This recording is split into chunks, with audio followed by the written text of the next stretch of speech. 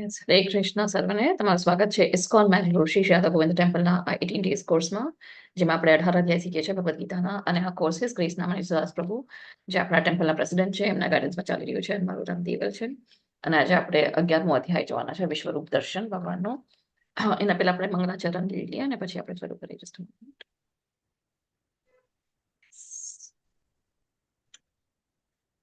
ओम अज्ञानतिमिरान्धस्य ज्ञानञ्जनशलाकया चक्षुरुन्मीलितं येन तस्मै श्रीगुरुवे नमः. श्रीचैतन्यमनोभीष्टं स्थापितं येन भूतले स्वयं रूप कदा मह्यं ददाति स्वपदान्तिकं. वन्देऽहं श्रीगुरोः श्रीयुतपदकमलं श्रीगुरुन् वैष्णवांश्च श्रीरूपं साग्रजातं सहगणा रघुनाथान्वितं तं सजीवं साद्वैतं सावधूतं परिजनसहितं कृष्णचैतन्यदेवं श्रीराधा कृष्णपादान् सहगणा ललिता श्रीकृष्ण श्री विशाखान्वितांश्च हे कृष्ण करुणा सिन्धु दीनबन्धु जगत्पते गोपिका गोपिकान्ता राधाकान्ता नमोस्तुते तप्त काञ्चन गौराङ्गे श्रीराधे वृन्दावनेश्वरी वृषभानुसुते देवी प्रणमामि हरिप्रिये. वाञ्छकल्पतरुभ्यश्च कृपा सिन्धुभ्य एव च पतितानां पावनेभ्यो वैष्णवेभ्यो नमो नमः. नमो विष्णुपादाय कृष्णप्रेष्ठाय भूतले श्रीमते भक्ति वेदान्त स्वामिनिति नामिने. नमस्ते सारस्वती देवी गौरवाणी प्रचारिणे निर्विशेष शून्यवादी पाश्चात्यदेशतारिणे. जय श्री कृष्ण चैतन्य प्रभु नित्यानंद श्री अद्वैत गदाधर श्रीवासादि गौर भक्त वृंदा. हरे कृष्णा कृष्ण कृष्ण हरे हरे, हरे राम राम राम हरे हरे.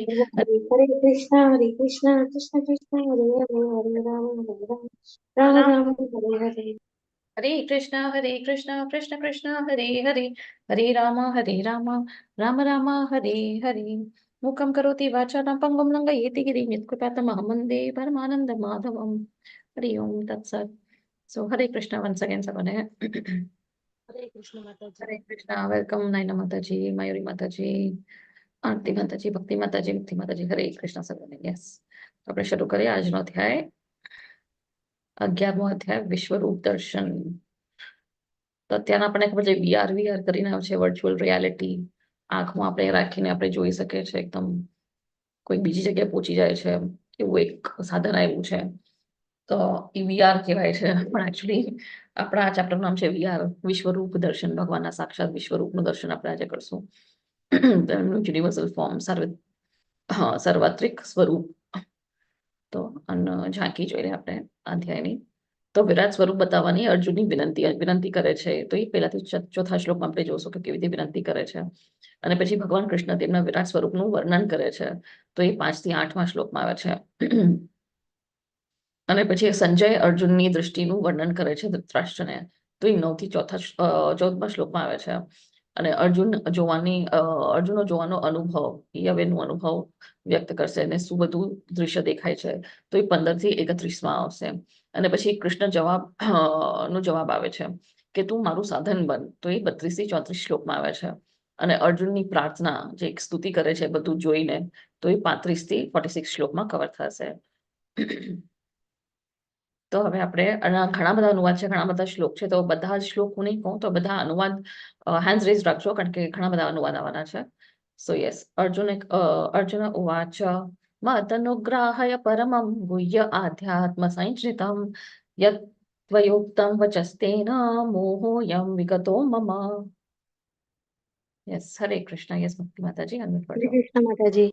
અર્જુને કહ્યું, આપે જે અત્યંત ગૃહ્ય આધ્યાત્મિક વિષયોનો મને ઉપદેશ આપ્યો છે, તે શ્રવણ કરીને હવે મારો મોહ દૂર થઈ ગયો છે. Yes. Hare Krishna. Thank you માતાજી. યસ. તો હવે અહીંયા અર્જુન કહે છે કે જે તમે બધું મને ઉપદેશ આપ્યો છે, બધું જ્ઞાન આપ્યું છે, સેકન્ડ ચેપ્ટરથી ભગવાન જ્ઞાન દેવાનું શરૂ કરે છે, એમને જ્ઞાન આપે છે. તો પેલું જ્ઞાન શું હતું કે આપણે શરીર નથી, આપણે આત્મા છે. અને પછી જેના 5 કારણના જે બધા જવાબ આપ્યા હતા ટૂંકમાં. પછી આપણે જોયું કે કર્મયોગ, કર્મ કેવી રીતે કરવા જોઈએ, શું કર્મ છે, શું નિષ્કામ કર્મ છે, શું વિકર્મ છે, શું અકર્મ છે. અને પછી આપણે 8મા અધ્યાયમાં 7મા અધ્યાયમાં જો ભગવાન એમની બધી વિભૂતિ શક્તિઓનું વર્ણન કરે છે. પરાશક્તિ, અપરાશક્તિ, બહિરંગી શક્તિ, અંતરંગ શક્તિ, માયા શું છે, મહામાયા શું છે. માયાના 3 ગુણો આપણે જોયા, સત્વ, રજો, તમો. કેવી રીતે આપણને બાંધે છે આ શરીર, આપણે કેમાં શરીર મળે છે, કેવા આપણે કર્મ કરે છે, જેમાં આપણે બંધાઈ જાય છે, જે આપણી ઈચ્છા હોય છે એ અનુસાર પ્રકૃતિ આપણને એક શરીર આપે છે.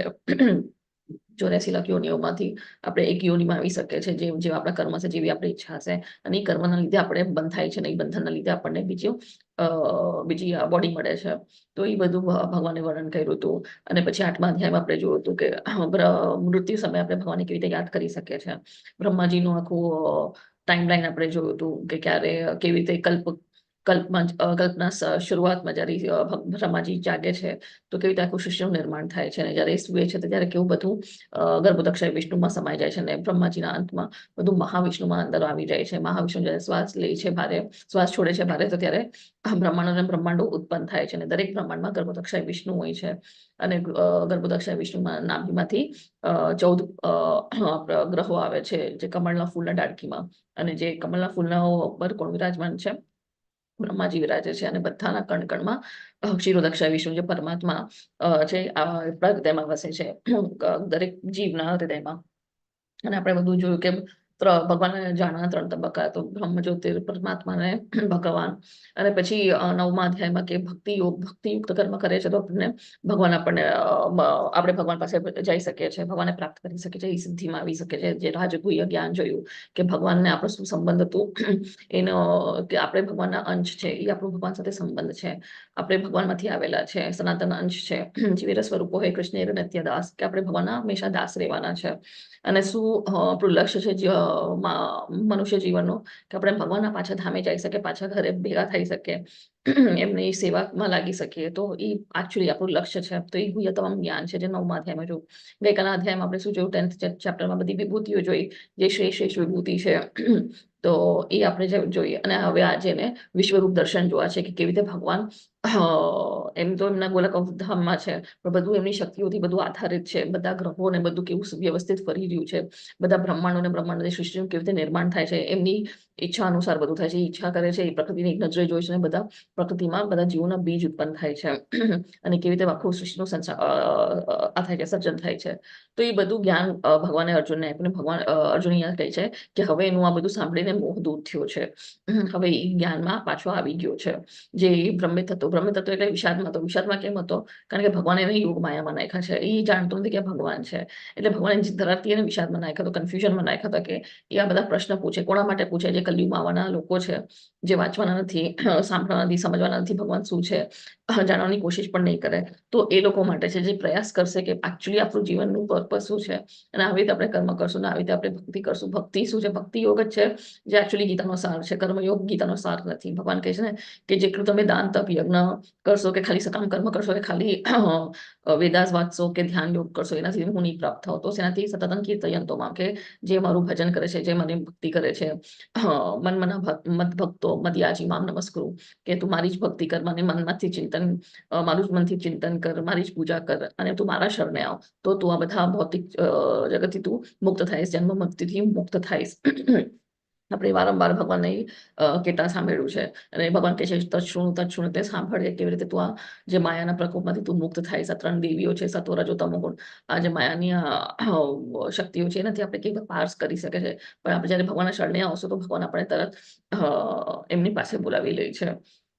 જેમના અને કેટલા 4 પ્રકારના લોકો જે ભગવાનના શરણે આવતા નથી, 4 પ્રકારના લોકો જે શરણે આવે છે, એ પણ ભગવાને આપણને કીધું કયા 4 પ્રકારના લોકો છે.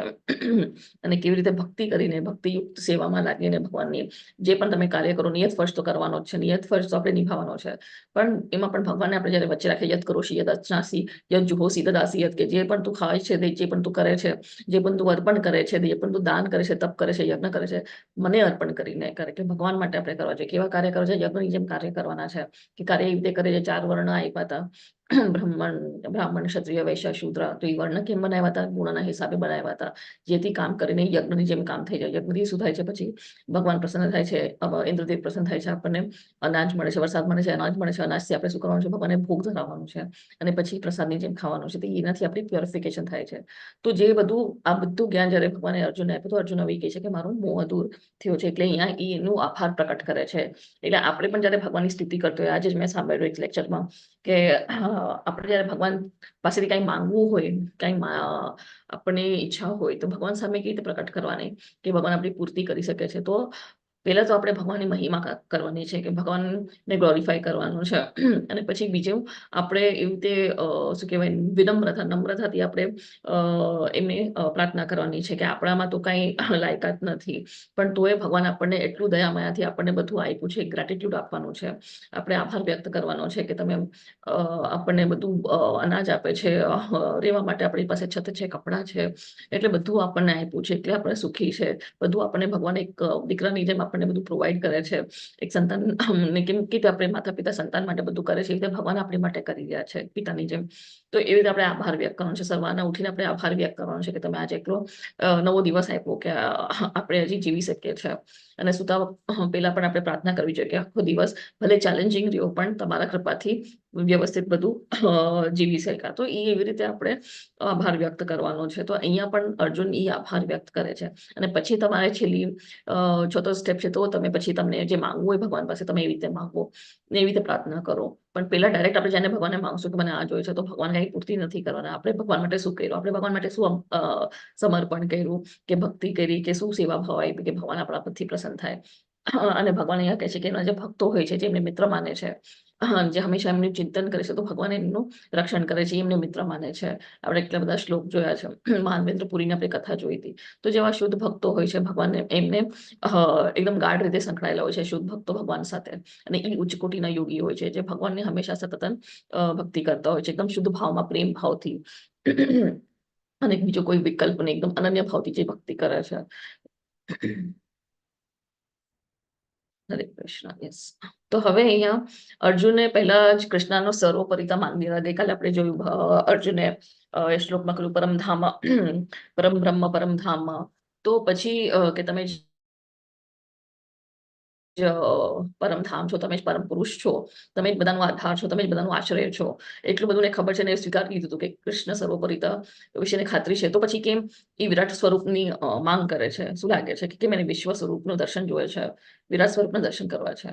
અનમિટ કરીને બોલજો, યા ચેટ બોક્સમાં લખજો. યસ. હરે કૃષ્ણ.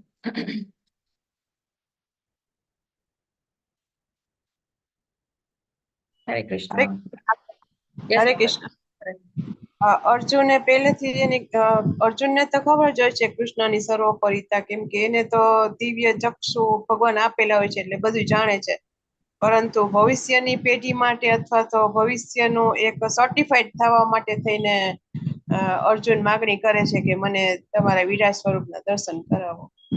ભવિષ્યના માટે કરવા માટે ખરી બોલી. યસ. માપદંડ માટે કે આગળના જ્યારે લોકો બધા પોતપોતાને ભગવાન માનવાનું છે કે અમે જ ભગવાન છે, અમારી જ પૂજા કરો, પણ એ માપદંડ માટે. યસ. હરી બોલ. થેન્ક યુ માતાજી. યસ. બીજો કોઈને જવાબ આપવો છે? હરે કૃષ્ણ માતાજી, મેં હરે બોલું? કૃષ્ણ. યસ. એવું કે છે, એટલે એમ કે છે કે અત્યારે ભૌતિક લોકમાં બધા કે છે ને કે સાધુ સંતો કે હું ભગવાન છું, ભગવાન છું. તો તમે ભગવાન છો ને તો તમે સાબિત કરો, એમ તમારું વિકરાળ રૂપ બતાવો, એમ ભગવાન છો તો એમ. તો એટલા માટે ભગવાનને અર્જુન એવું કે છે કે તમારું વિશ્વરૂપના દર્શન કરવા માંગુ છું, જેથી કરીને ભૌતિક લોકના જે લોકો છે કન્ફ્યુઝન ના થાય. એમ કે બધા કેવું ભગવાન કે બધા પડવાના જ છે ભગવાનના ભગવાન કરી કરીને, અને હા. બધું દાન દક્ષિણા આપતા જ રહેશે એમ. હરે કૃષ્ણ. હરે કૃષ્ણ. થેન્ક યુ માતાજી. Thank you. યસ. તો યસ. તો એના માટે કે એક તો પેલા અર્જુનનું વિશ્વાસ વિશ્વરૂપ એટલે માટે કે એનો વિશ્વાસ વધારવા માટે, એમ તેને વિશ્વાસ છે, એમને શ્રદ્ધા છે, એ તો શરણે આવી ગયો છે એકદમ. એ તો સેકન્ડ ચેપ્ટરમાં જ કીધું કે હું તમારા શરણે આવી છું. શાદી મામ ત્વામ પ્રપન્નમ શિષ્યસ્તેહમ શાદી મામ ત્વામ પ્રપન્નમ. હું તમારો શિષ્ય બની ગયો છો અને એકદમ શરણાગત રીતે એ બધા પ્રશ્ન પૂછે, એને જવાબ મળે છે ભગવાનથી. અને પછી એને વિશ્વાસ વધારવા માટે અને એને પ્રચાર પણ કરવો કે આ જો અમારા મિત્ર છે એ ભગવાન છે. હવે આપણને ખબર હોય કે આપણો કોઈક મિત્ર હોય અને એકદમ ફેમસ પર્સનાલિટી હોય, આપણને ખબર પડે તો આપણે પણ શો ઓફ કરે કે આ જો આ મારો મિત્ર, આ તો આટલો મોટો બિઝનેસમેન છે, આ તો મોટો સેલિબ્રિટી છે, આ તો મોટો આ છે, તે છે. તો એવી રીતે એને પ્રચાર કરવો કે આ જો અમારા મિત્ર છે એ સ્વયં ભગવાન છે.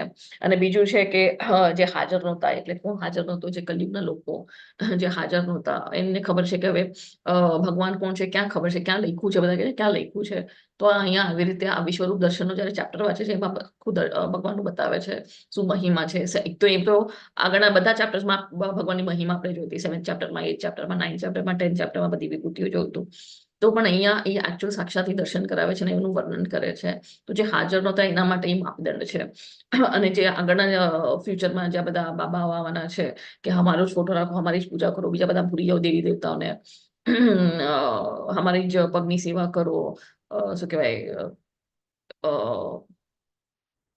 લોકો ઘણા લોકો એવા હોય છે કે અમારા જ પગ ધોઈને તમે એનું પ્રસાદ લો ને આ બધું ચાલે ચાલે છે આજકાલ એવું.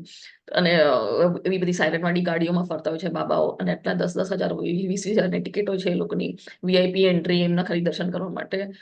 એટલે આ હકીકતમાં બાબાઓ છે. તો એ પોતાને જે ભગવાન માનવાના હતા કે હું જ ભગવાન છું, આ બધું આ કઈ નથી, આ બધું ખોટું છે. તો એ લોકો માટે ખંડિત કરવા માટે કે અચ્છા તમે ભગવાન છો, તમે આટલા સુપર પાવર છો, તો બતાવો તમારું વિશ્વરૂપ દર્શન બતાવો. તો આ એક માપદંડ છે કે આગળના લોકો, ખબર છે કલયુગના લોકો એકબીજાના ઉપર એક તો ભગવાન ઉપર વિશ્વાસ રાખવાના નથી, અને આવી રીતે કોઈ છેતરી જશે તો એ લોકો છેતરાઈ જશે, જે માતાજી કે તો પૈસા ભેગા કરવા માટે આ બધી સ્કીમ જે ચાલતી હોય છે ભગવાનને ગુરુ બનવાની. પણ ગુરુ કેવા હોવા જોઈએ એ પણ આપણે વાંચ્યું છે, જે પરંપરામાં આવતા હોય 4 સંપ્રદાયમાં જે આવે છે, એ જે ડિસિપ્લિન લાઈનમાં આવે છે, એ જે સક્સેશનમાં એ જે પરંપરામાં આવે છે, એ ઓથોરાઇઝડ ગુરુ છે. અને ગુરુ કયા હોય છે? જે આપણને આ ભૌતિક નદમાંથી બહાર કાઢે છે અને ભગવાનના તરફ લઈ જાય છે, ભગવાનનું જ્ઞાન આપે છે, અને એ પોતે ભગવાનની ભક્તિ કરે છે, એને એકચ્યુઅલી સાચા ગુરુ કહેવાય. યસ. તો અર્જુનનો વિશ્વાસ વધારવા માટે, અને જે લોકો હાજર નહોતા એના માટે પ્રમાણ હતું, અને ભવિષ્ય દેવતાઓ માટે માપદંડની સ્થાપના, કે બધા કહે છે હું જ દેવ છું, હું જ આ છું, તો તમે કેવું બતાવો તમે જ દેવતા છો. તો હવે બીજો શ્લોક. યસ, હરે કૃષ્ણ. જય શ્રી માતાજી. અનમ્યુટ કરજો. હરે કૃષ્ણ. હે કમળ નયન, મેં આપની પાસેથી જીવ માત્રના ઉત્પત્તિ તથા લય વિશે વિસ્તારપૂર્વક સાંભળ્યું છે, અને આપના અક્ષય મહિમાનો પણ અનુભવ કર્યો છે. હરે કૃષ્ણ. હરે કૃષ્ણ. યસ. તો ભગવાને કેવું કીધું હતું ને કે હું હંમેશા અવતરું છું. 4.7 4.8 આપણે જોયું હતું. યદા યદા હિ ધર્મસ્ય ગ્લાનિર્ભવતિ ભારત અભ્યુત્થાનમ ધર્મસ્ય તદાત્માહં સૃજામ્યહમ, એટલે હું અવતરું છું. અને કેવી રીતે એ અવતરે છે, કયા કયા યુગમાં અવતરે છે, કેમ અવતરે છે. તો જે અસુરો છે એનું વિનાશ કરવા માટે, જે સાધુઓ છે એટલે જે બધા ભક્તો છે એમની રક્ષા કરવા માટે અને ધર્મની સ્થાપના કરવા માટે. પ્રણિતાય સાધુનામ વિનાશાય ચ દુષ્કૃતામ. અને સંભવામી યુગે યુગે, એટલે હર યુગે યુગે ઈ પ્રકટ થાય છે, ભગવાન પ્રકટ થાય છે. એમનો જન્મ નથી, એ અજન્મ છે. એ કહે છે હું અજન્મ છું, હું અવિનાશી છું. તો ભગવાનનો કોઈ જન્મ થતો, એ તો ગોલોક વૃંદાવનમાં છે. એ ખાલી એમની એનર્જીથી પ્રકટ થાય છે, એ અવતરે છે, એમના મનથી બધું કરી શકે છે. તો એ બધું આ મહિમાનું કહે છે કે મેં બધું વિસ્તાર પૂર્વક એ સાંભળ્યું ને સમજ્યું કે તમે કેવી રીતે આવો છો, કેવી રીતે જાઓ છો, અને બધા આપણે જે ભૌતિક જીવ છે કેવી રીતે આવે છે, કેવી રીતે વ્યક્ત થાય છે, અવ્યક્ત થાય છે, એનું પણ એને સાંભળ્યું હતું. અને હવે એને ખબર છે કે ભગવાન શું મહિમા છે. ભગવાન તો ખાલી મહાવિષ્ણુ ખાલી શ્વાસ છોડે છે અને બ્રહ્માંડ ઉત્પન્ન થાય છે. અને પ્રકૃતિ કેવી રીતે પ્રકૃતિના ઘરમાં બીજ કેવી રીતે નાખે છે, એ પણ જોયું કે ભગવાન ખાલી એક નજરે પ્રકૃતિ જોઈ છે ને જે જીવના બીજ ઉત્પન્ન થાય છે. અને પછી આપણે જેવા કર્મ હતા, આપણા જેવી ઈચ્છા હતી, એવું આપણને પ્રકૃતિ બોડી આપે છે. ને 84 લાખમાં યોનિઓમાં આપણે ફરતા હોય છે, જેવા આપણા કર્મ હશે, જેવી આપણી ઈચ્છા હશે. સારા કર્મ હશે તો આપણને સારી યોનિ મળે છે, ખરાબ હશે તો એવી ખરાબ યોનિમાં જાય છે. રજોગુણી હશે તો મનુષ્ય યોનિમાં મળે છે. યસ. 11.3. હરે કૃષ્ણ. હરે કૃષ્ણ માતાજી. હરે કૃષ્ણ. યસ, હરે કૃષ્ણ. હે પૂર્વ પુરુષોત્તમ, હે પરમેશ્વર, હું આપની સ્વયં આપણા જણાવ્યા પ્રમાણે આપની વાસ્તવિક રૂપે મારી સમક્ષ જોઈ રહ્યો છું.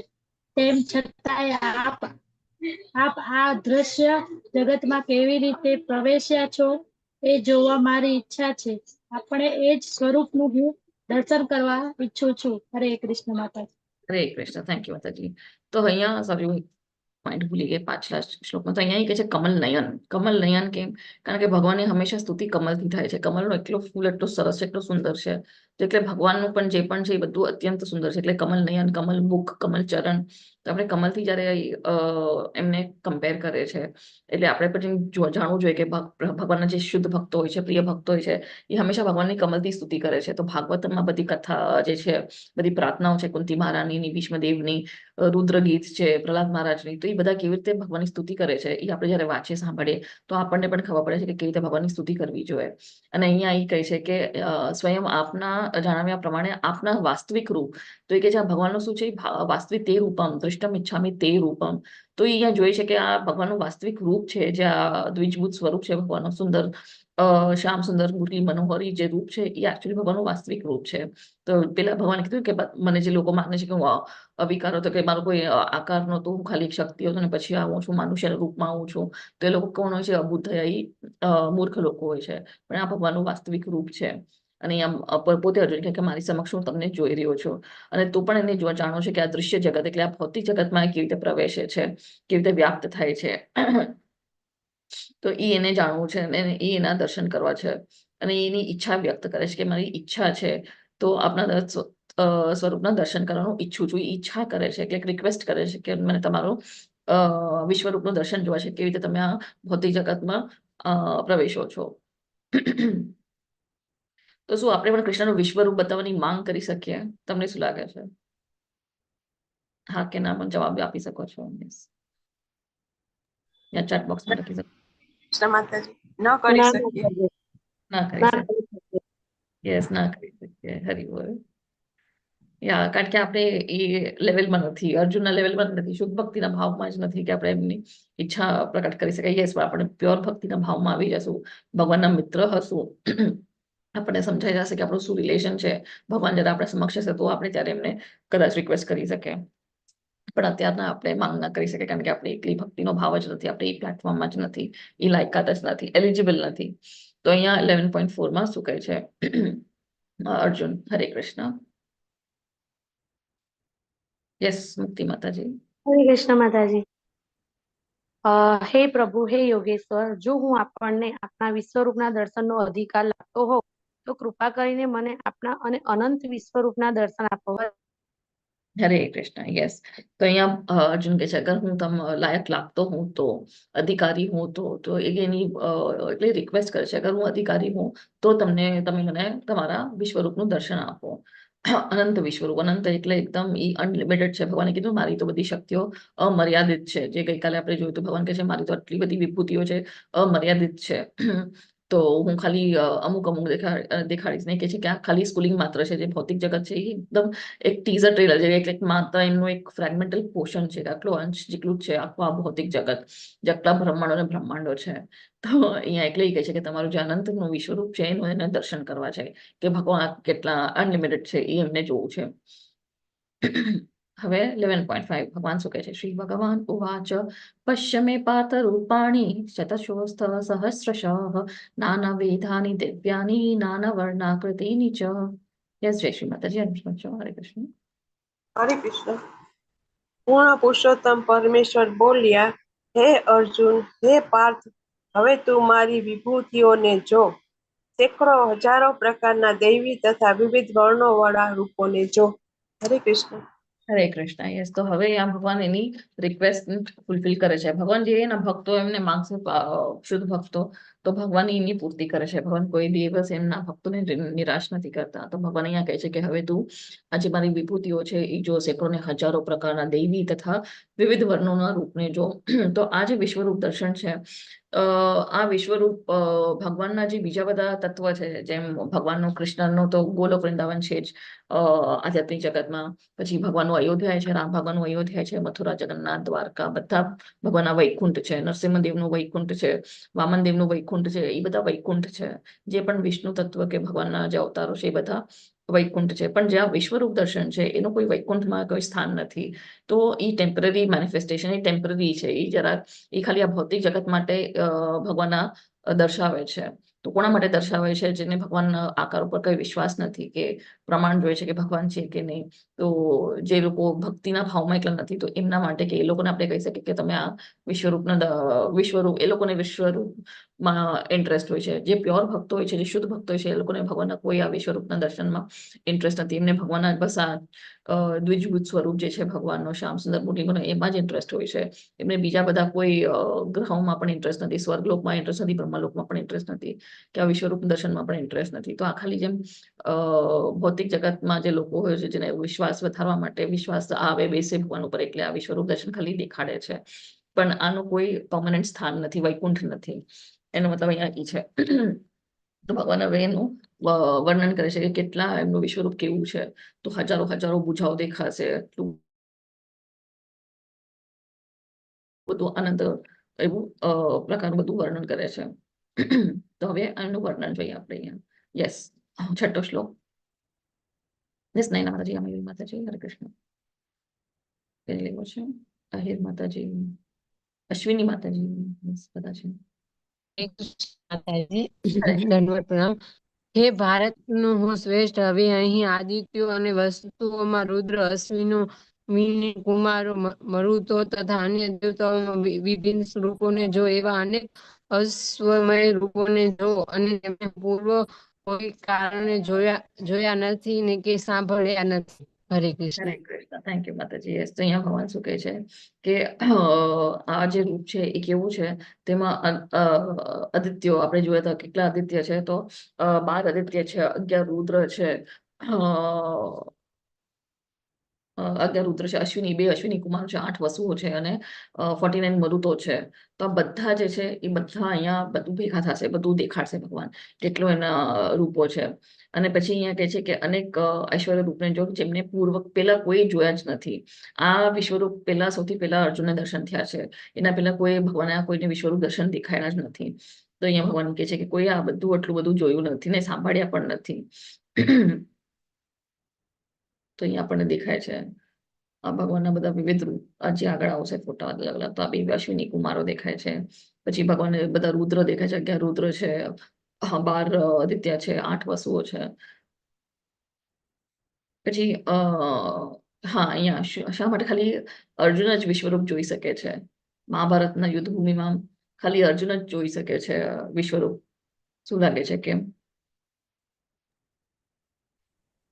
ભગવાનનો શુદ્ધ ભક્ત હતો અને તેનો મિત્ર હતો એટલા માટે. અને તે છે ને ભગવાન બીજાને એ ભગવાન ઉપર એને વિશ્વાસ હતો કે ભગવાન છે જ, અને બીજા લોકોને વિશ્વાસ નહોતો ત્યારે. ઓકે, અચ્છા. યસ, ભગવાનનો ભક્ત હતો એટલે ભગવાનને દેખાડશે. યસ, હરે કૃષ્ણ. માતાજી એટલે કે એમને દિવ્ય ચક્ષુ પણ મળ્યા હતા, ભગવાને આપ્યા હતા. એમ કે ભૌતિક ચક્ષુથી તો નથી દેખાડતો, પણ દિવ્ય ચક્ષુથી ભગવાનનું વિશ્વરૂપ દેખી શકે છે. અને જે રીતે માતાજી બોલ્યા ને કે એમના મિત્ર પણ હતા અને સંબંધમાં એમના ભાઈ પણ હતા. હરે બોલ. અને એમના ભક્ત બની ગયા અને એમના શિષ્ય પણ બની ગયા. હરે કૃષ્ણ. યસ, તો એને ઈર્ષા નહોતી. તો પેલા ભગવાને કીધું ને અનસૂય વે, હું તને બધું જ્ઞાન કેમ આપું છું? કારણ કે તું મારી ઈર્ષા નથી કરતો. અને પ્લસ એને દિવ્ય ચક્ષુ આપ્યા હતા. તો મહાભારતના યુદ્ધ ભૂમિમાં જયારે ભગવદ્ ગીતા ભગવાન બોલે છે, તો ખાલી અર્જુનને એમની એક આ સંવાદ છે, પણ બીજાને કોઈને સંભળાતું નથી કે ભગવાન શું કહી રહ્યા છે. યસ, હજી એક વ્યક્તિને સંભળાય છે. તો એ કોણ છે એ વ્યક્તિ? યસ, સંજય. હરી બોલ્યા. તો સંજય એ તો હસ્તિનાપુરમાં છે, પણ તો એને પણ દિવ્ય ચક્ષુ મળ્યું છે કોનાથી? વેદવ્યાસથી. અને એટલે આખું જોઈ શકે છે દૃશ્ય. તો એમને પણ પછી દર્શન થાય છે, એટલે એ વર્ણન કરી શકે છે આગળ જઈને. ધૃતરાષ્ટ્રને કહી છે કે કેવી રીતે આ બધું વર્ણન કરે છે. તો અને એને પણ દિવ્ય ચક્ષુ હતી. અને યુદ્ધ ભૂમિમાં ખાલી અર્જુન જ જોઈ શકતા હતા, કારણ કે એને દિવ્ય ચક્ષુ ભગવાન આપે છે કે આ બધું તું જોઈ શકે છે. કારણ કે આપણે પણ કોઈક 3D ફિલ્મ જોવા જાય તો આપણે 3D ના ગ્લાસીસ મળે છે, 3D ચશ્મા મળે છે. હવે તો 4D 5D 7D આવી ગયું છે, પણ ત્યારે પણ એક ચશ્મા આપે છે આપણે જોવા માટે, કારણ કે આપણે પછી એ બધું ઇફેક્ટ્સ જોઈ શકે. તો આ તો 7 ટ્રિલિયન એવા ડાયમેન્શનનું હશે, ટ્રિલિયન ડાયમેન્શનનું વિશ્વરૂપ દર્શન છે. તો અહીંયા હવે ભગવાન કે છે. યસ, હરે કૃષ્ણ. કોને અનુવાદ લેવો છે? હે અર્જુન, તું કંઈક જોવાને ઈચ્છે છે જે હમણાં જ મારા આ દેહમાં જો. તું અત્યારે અને ભવિષ્યમાં પણ જે જોવા ઈચ્છતો હોય તે વિશ્વ રૂપોમાં જોઈ શકીશ.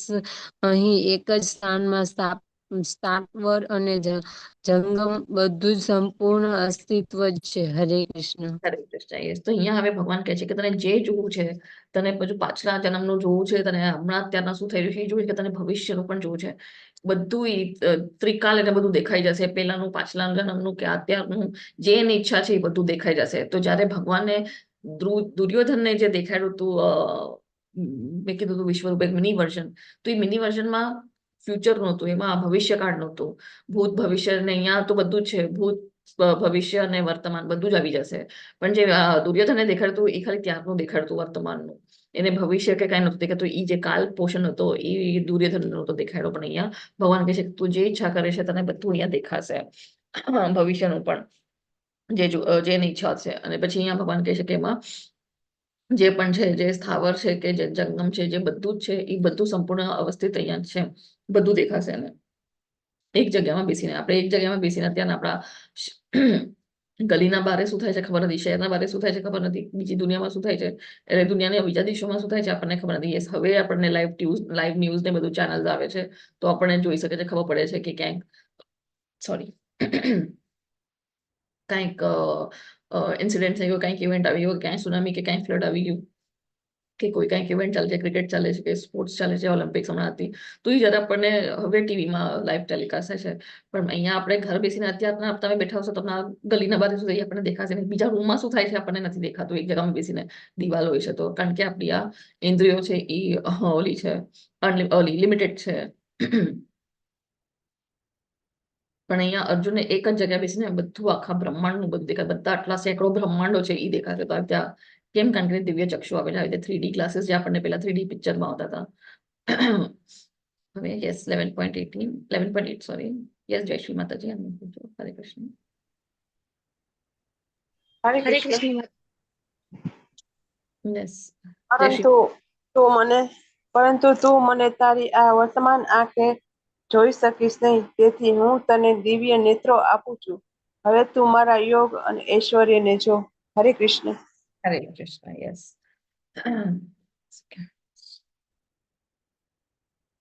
એક વર્ડ આવ્યો. ઓકે, ઠીક છે, ચલો. હા, તો અહીંયા ભગવાન શું કહે છે કે આ આપણે જે એને કહે છે કે અર્જુનને કે તારા આ નેત્રથી તું નહીં જોઈ શકે, પણ તને દિવ્ય ચક્ષુ જોશે આ બધું જોવા માટે. કારણ કે બહુ યોગ ઐશ્વર્ય, ભગવાન કહે છે આ મારું યોગ ઐશ્વર્ય. યોગ ઐશ્વર્ય એટલે કે જે ભગવાનનું આજે એકદમ રહસ્યમય છે, કાલ્પનિકથી પરે છે, એમની આ બધી શક્તિઓ વિભૂતિઓ આપણે સમજી ના શકે જ્યાં સુધી આપણે ભક્તિમાં આવે નહીં, શરણથી સાંભળે નહીં, ગુરુનું શબ્દોનો આપણે શ્રદ્ધા નહીં રાખે, ભગવાન ઉપર શ્રદ્ધા નહીં રાખે, તો આપણને બધું સમજાશે નહીં કે આ ભગવાન જે છે એ તો કલ્પનાથી પણ પરે છે. તો એ એટલે એને યોગ ઐશ્વર્ય કહેવાય છે. કેવી રીતે ભગવાન બ્રહ્માંડમાં આવે છે, જ્યારે મહાવિષ્ણુ શ્વાસ છોડે છે, એમના ચામડીમાંના સ્પોર્સમાંથી બધા બ્રહ્માંડ ઉત્પન્ન થાય છે. આપણે કલ્પના ના કરી શકીએ કારણ કે આપણે એવું જોયું જ નથી, આપણા ભૌતિક જગતમાં એવું કોઈ દિવસ કંઈક થયું નથી, તો આપણે એ રિલેટ ના કરી શકીએ. તો આપણને લાગે આજ ખબર નહીં આ શું સાચું હશે કે નહીં, એવા ડાઉટ્સ આવે, પણ એકચ્યુઅલી આ બધું સત્ય છે. તો ભગવાન અહીંયા કહે છે યોગ ઐશ્વર્યને યોગ ઐશ્વર્ય કહેવાય છે, કે કેવી રીતે ભગવાન બધું પ્રકટ કરે છે, કેવું તો બ્રહ્માંડ બધું સર્જન કરે છે, પ્રકૃતિને એક નજરેથી જોઈને એને પ્રેગ્નેન્ટ કરી શકે છે. આપણે કઈ એક નજરેથી પ્રેગ્નેન્ટ થઈ જવાના છે નહીં, પણ ભગવાન કે એક નજરેથી પ્રકૃતિને પ્રેગ્નેન્ટ કરે છે અને બધા બીજ એના ગર્ભમાં નાખે છે. તો એ બધું યોગ ઐશ્વર્ય છે. તો કે હવે તું મારા યોગ ઐશ્વર્યને તો જો. તો એના માટે દિવ્ય ચક્ષુ જોઈએ છે. ત્યાં ભૌતિક ચક્ષુથી આપણને એટલે આપણને ભગવાન ની સમજાય, કારણ કે આપણી ભૌતિક ચક્ષુ છે. આપણે કહીએ ભગવાન ક્યાં છે, ક્યાં દેખાતા નથી, એટલે આપણે રોજ પૂજા કરે છે, ભક્તિ કરે છે, કારણ કે આપણી દિવ્ય ચક્ષુ નથી. અને ભગવાન અહીંયા એ પણ એનો મતલબ એ પણ છે કે મનથી આ નહીં દેખાય વિશ્વરૂપ દર્શન, પણ દિવ્ય ચક્ષુ જોશે તો જ ભગવાનના દર્શન થશે વિશ્વરૂપના. તો મનથી ચક્ષુ પણ નહીં, પણ દિવ્ય ચક્ષુથી. હવે અહીંયા સંજય શું કહે છે? સંજયો વાચ એવં મુક્ત્વા તતો રાજન મહાયોગેશ્વરો હરિ દર્શયામાશ પાર્થાય પરમં રૂપમૈશ્વરમ. યસ, નૈના માતાજી. સંજય બોલ્યા, હે રાજા, આ પ્રમાણે કહીને સર્વ યોગ શક્તિના પરમેશ્વર એવા પરમ યોગી ભગવાન અર્જુનના વિશ્વરૂપ દર્શન કરાવ્યા. હરે કૃષ્ણ માતાજી. હરે કૃષ્ણ. હરે કૃષ્ણ. યસ, તો અહીંયા ભગવાન હવે અહીંયા હવે સંજય શું કહે છે ધૃતરાષ્ટ્રને, કે આવી રીતે ભગવાને અર્જુન હવે એમનું યોગ ઐશ્વર્ય દેખાડશે અને એમનું વિશ્વરૂપ દર્શન દેખાડે છે.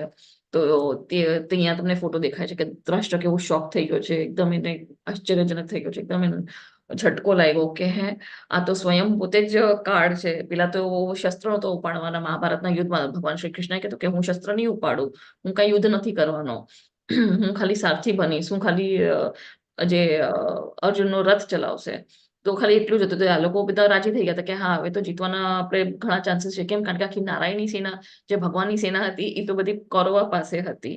તો કે આપણે જીતી જશું, કારણ કે નારાયણી સેના છે આપણી પાસે. તો એ લોકોને લાગ્યું તો જો આપણે યુદ્ધ જીતવાના છે. પણ જયારે અહીંયા સંજય કહે છે કે ભગવાન એનું વિશ્વરૂપ દર્શન દેખાડ્યું, તો ત્યારે ધૃતરાષ્ટ્રને એટલો શોક લાગ્યો કે આ તો સ્વયં કાળ છે, આ તો એમને તો શસ્ત્રો ઉપાડવાની પણ જરૂર નથી, તો એક સેકન્ડમાં બધાનું વધ કરી શકે છે. પણ આ તો ખાલી અર્જુનને યશ દેવો હતો, અર્જુનની મહિમા કરવી હતી, એટલા માટે આ મહાભારતનો યુદ્ધ રચ્યો હતો કે અર્જુનનું નામ થાય, પાંડવોનું નામ થાય, કે ધર્મથી એ લોકો ચાલે ધર્મનું નામ થાય. અને અધર્મીનું વિનાશ થાય એના માટે. તો અહીંયા હવે કે હવે તો એના બધા હોપ્સ તૂટી ગયા કે હવે આપણે જીતવાના કોઈ ચાન્સીસ જ નથી.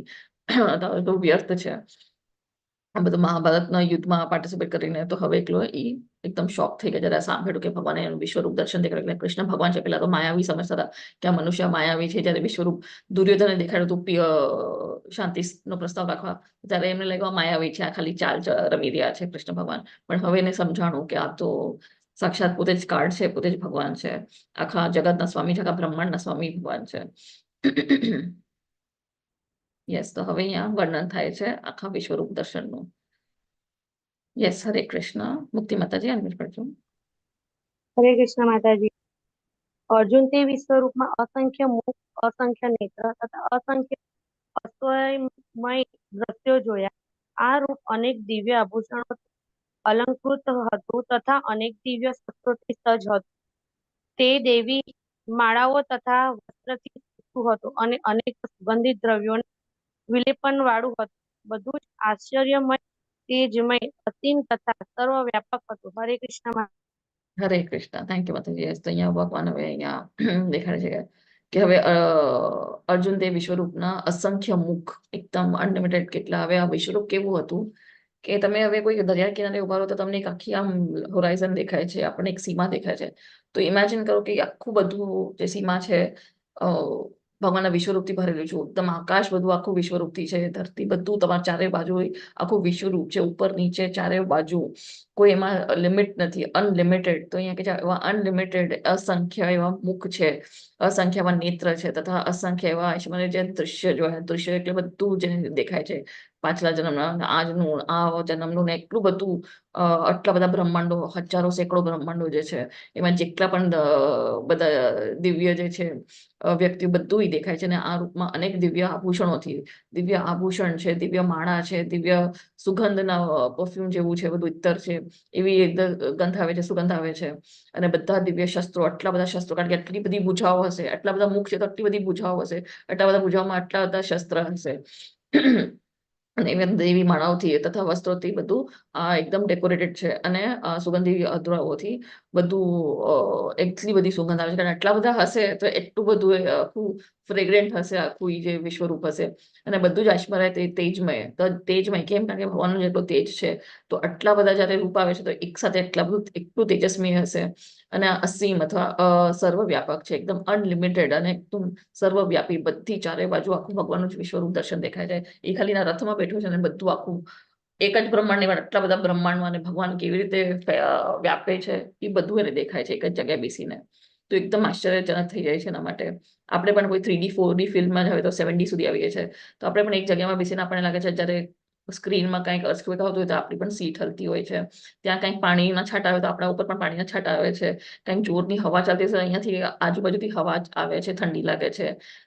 તો એ બધા ઇફેક્ટ્સ આવે છે 7D ઇફેક્ટ્સમાં, એવું હોય છે. અને ક્યાંક સ્ક્રીનમાં કોઈ ઉડતું હશે, ક્યાંક હેલિકોપ્ટર, તો આપણને પણ લાગે છે આપણે પણ એના સાથે ઉડે છે, કેમ? કારણ કે એ સીટ ઉપર વહી જાય છે એવી રીતે.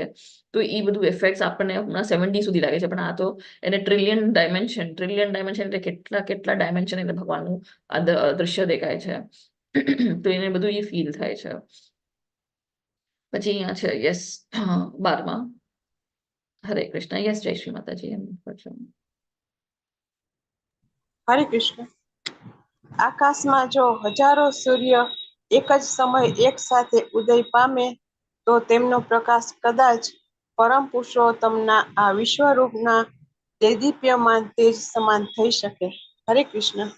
હરે કૃષ્ણ. યસ, થેન્ક યુ માતાજી.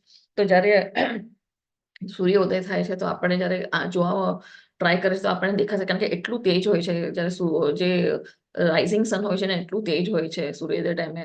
તો એવા હજારો અગર સૂર્ય એક સાથે આપણા સામે આવી જાય તો આપણે દેખાશે કાંઈ જ નહીં દેખાવું. મેં આપણે આમ કરીને જોતા હોય તેમાં તો એટલા હજારો ને હજારો, અહીંયા કીધું કદાચ હજારો સૂર્ય ઉદય પામ્યો છે, એટલું એવું ભગવાનનું તેજ છે. કદાચ હજાર એટલે એનાથી વધારે જ હશે ઓબ્વિયસલી. તો એટલે એના માટે આપણે પણ તડકામાં જાય તો આપણે પણ ક્યારેક ગોગલ્સ પહેરે છે કે સનગ્લાસીસ પહેરે છે, કેમ? કારણ કે આપણને આંખ ખુલી રહે. તો અહીંયા તો એને પહેરવા જ પડે દિવ્ય ચક્ષુ, તો જ બધું દેખાશે. કારણ કે હજાર સૂર્યદેવ જેવું એટલું તેજસ્વી પ્રકાશ છે, દેદીપ્યમાન જે અહીંયા કઈ છે, આ તેજ છે ભગવાનનું. યસ, હરે કૃષ્ણ. 13મો મુક્તિ માતાજી. હરે કૃષ્ણ માતાજી. હાલ હવે જાય છે માતાજી? યસ યસ મયુરી માતાજી તે okay. તે વખતે અર્જુનને ભગવાનના વિશ્વરૂપમાં રહેલા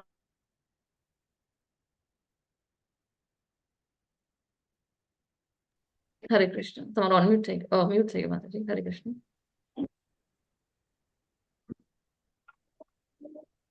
હરે કૃષ્ણ મયુરી માતાજી, અવાજ આવે છે તમને? તે વખતે અર્જુનને ભગવાનના વિશ્વરૂપમાં એક જ સ્થાનમાં રહેલા હજારો ભાગોમાં વિભક્ત બ્રહ્માંડના અનંત આવિર્ભાવનું દર્શન થયું. હરે કૃષ્ણ હરે માતાજી. કૃષ્ણ હરે કૃષ્ણ. થેન્ક યુ માતાજી. યસ. તો એવી રીતે જ એક સાથે એને બધું અનંત બ્રહ્માંડના દર્શન થયા છે. આપણે એક જ બ્રહ્માંડમાં છે પણ એવા અનંત બ્રહ્માંડ આપણે જોઈએ તો કેટલા બધા બબલ્સ નીકળે છે, કેટલા બધા બ્રહ્માંડ નીકળે છે. તો એ અનંત બ્રહ્માંડના એને એક જગ્યાએ બેસીને દર્શન થાય છે. યસ. 14th મુક્તિ માતાજી.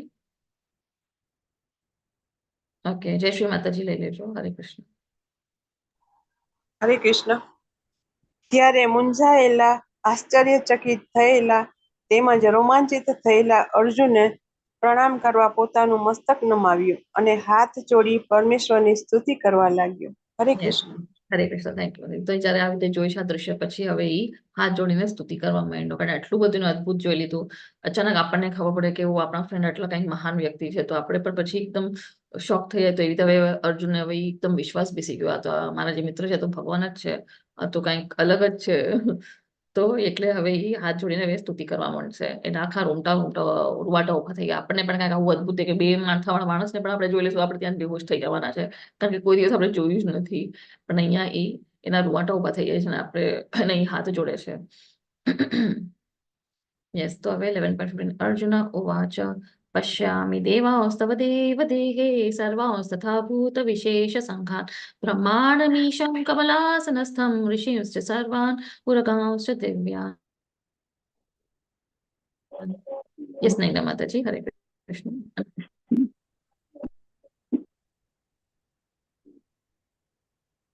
માતાજી તમે મ્યુટ છો નૈના માતાજી. અચ્છા. હરે કૃષ્ણ માતાજી.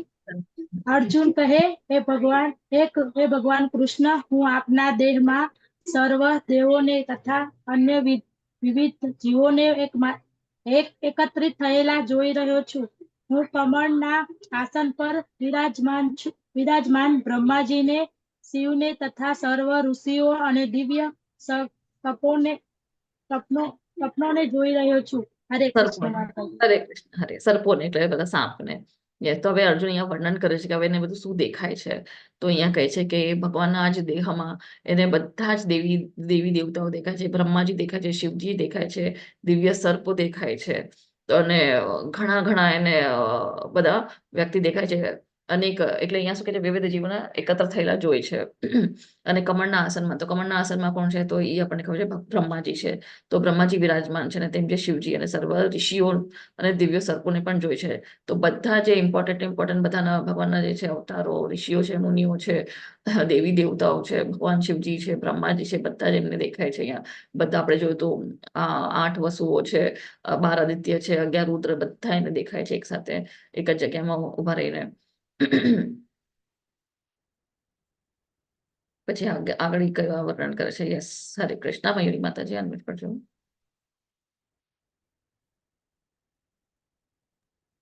હે જગન્નાથ, હે વિશ્વરૂપ, હું આપના દેહમાં અનેકાનેક હસ્ત, ઉંદર, મુખ તથા ચક્ષુઓને જોઈ રહ્યો છું કે જે સર્વત્ર વ્યાપ્ત છે અને જે અંતવિહીન છે. હું આપની અંદર અંત, મધ્ય કે આદિને જોતો નથી. હરે કૃષ્ણ માતાજી.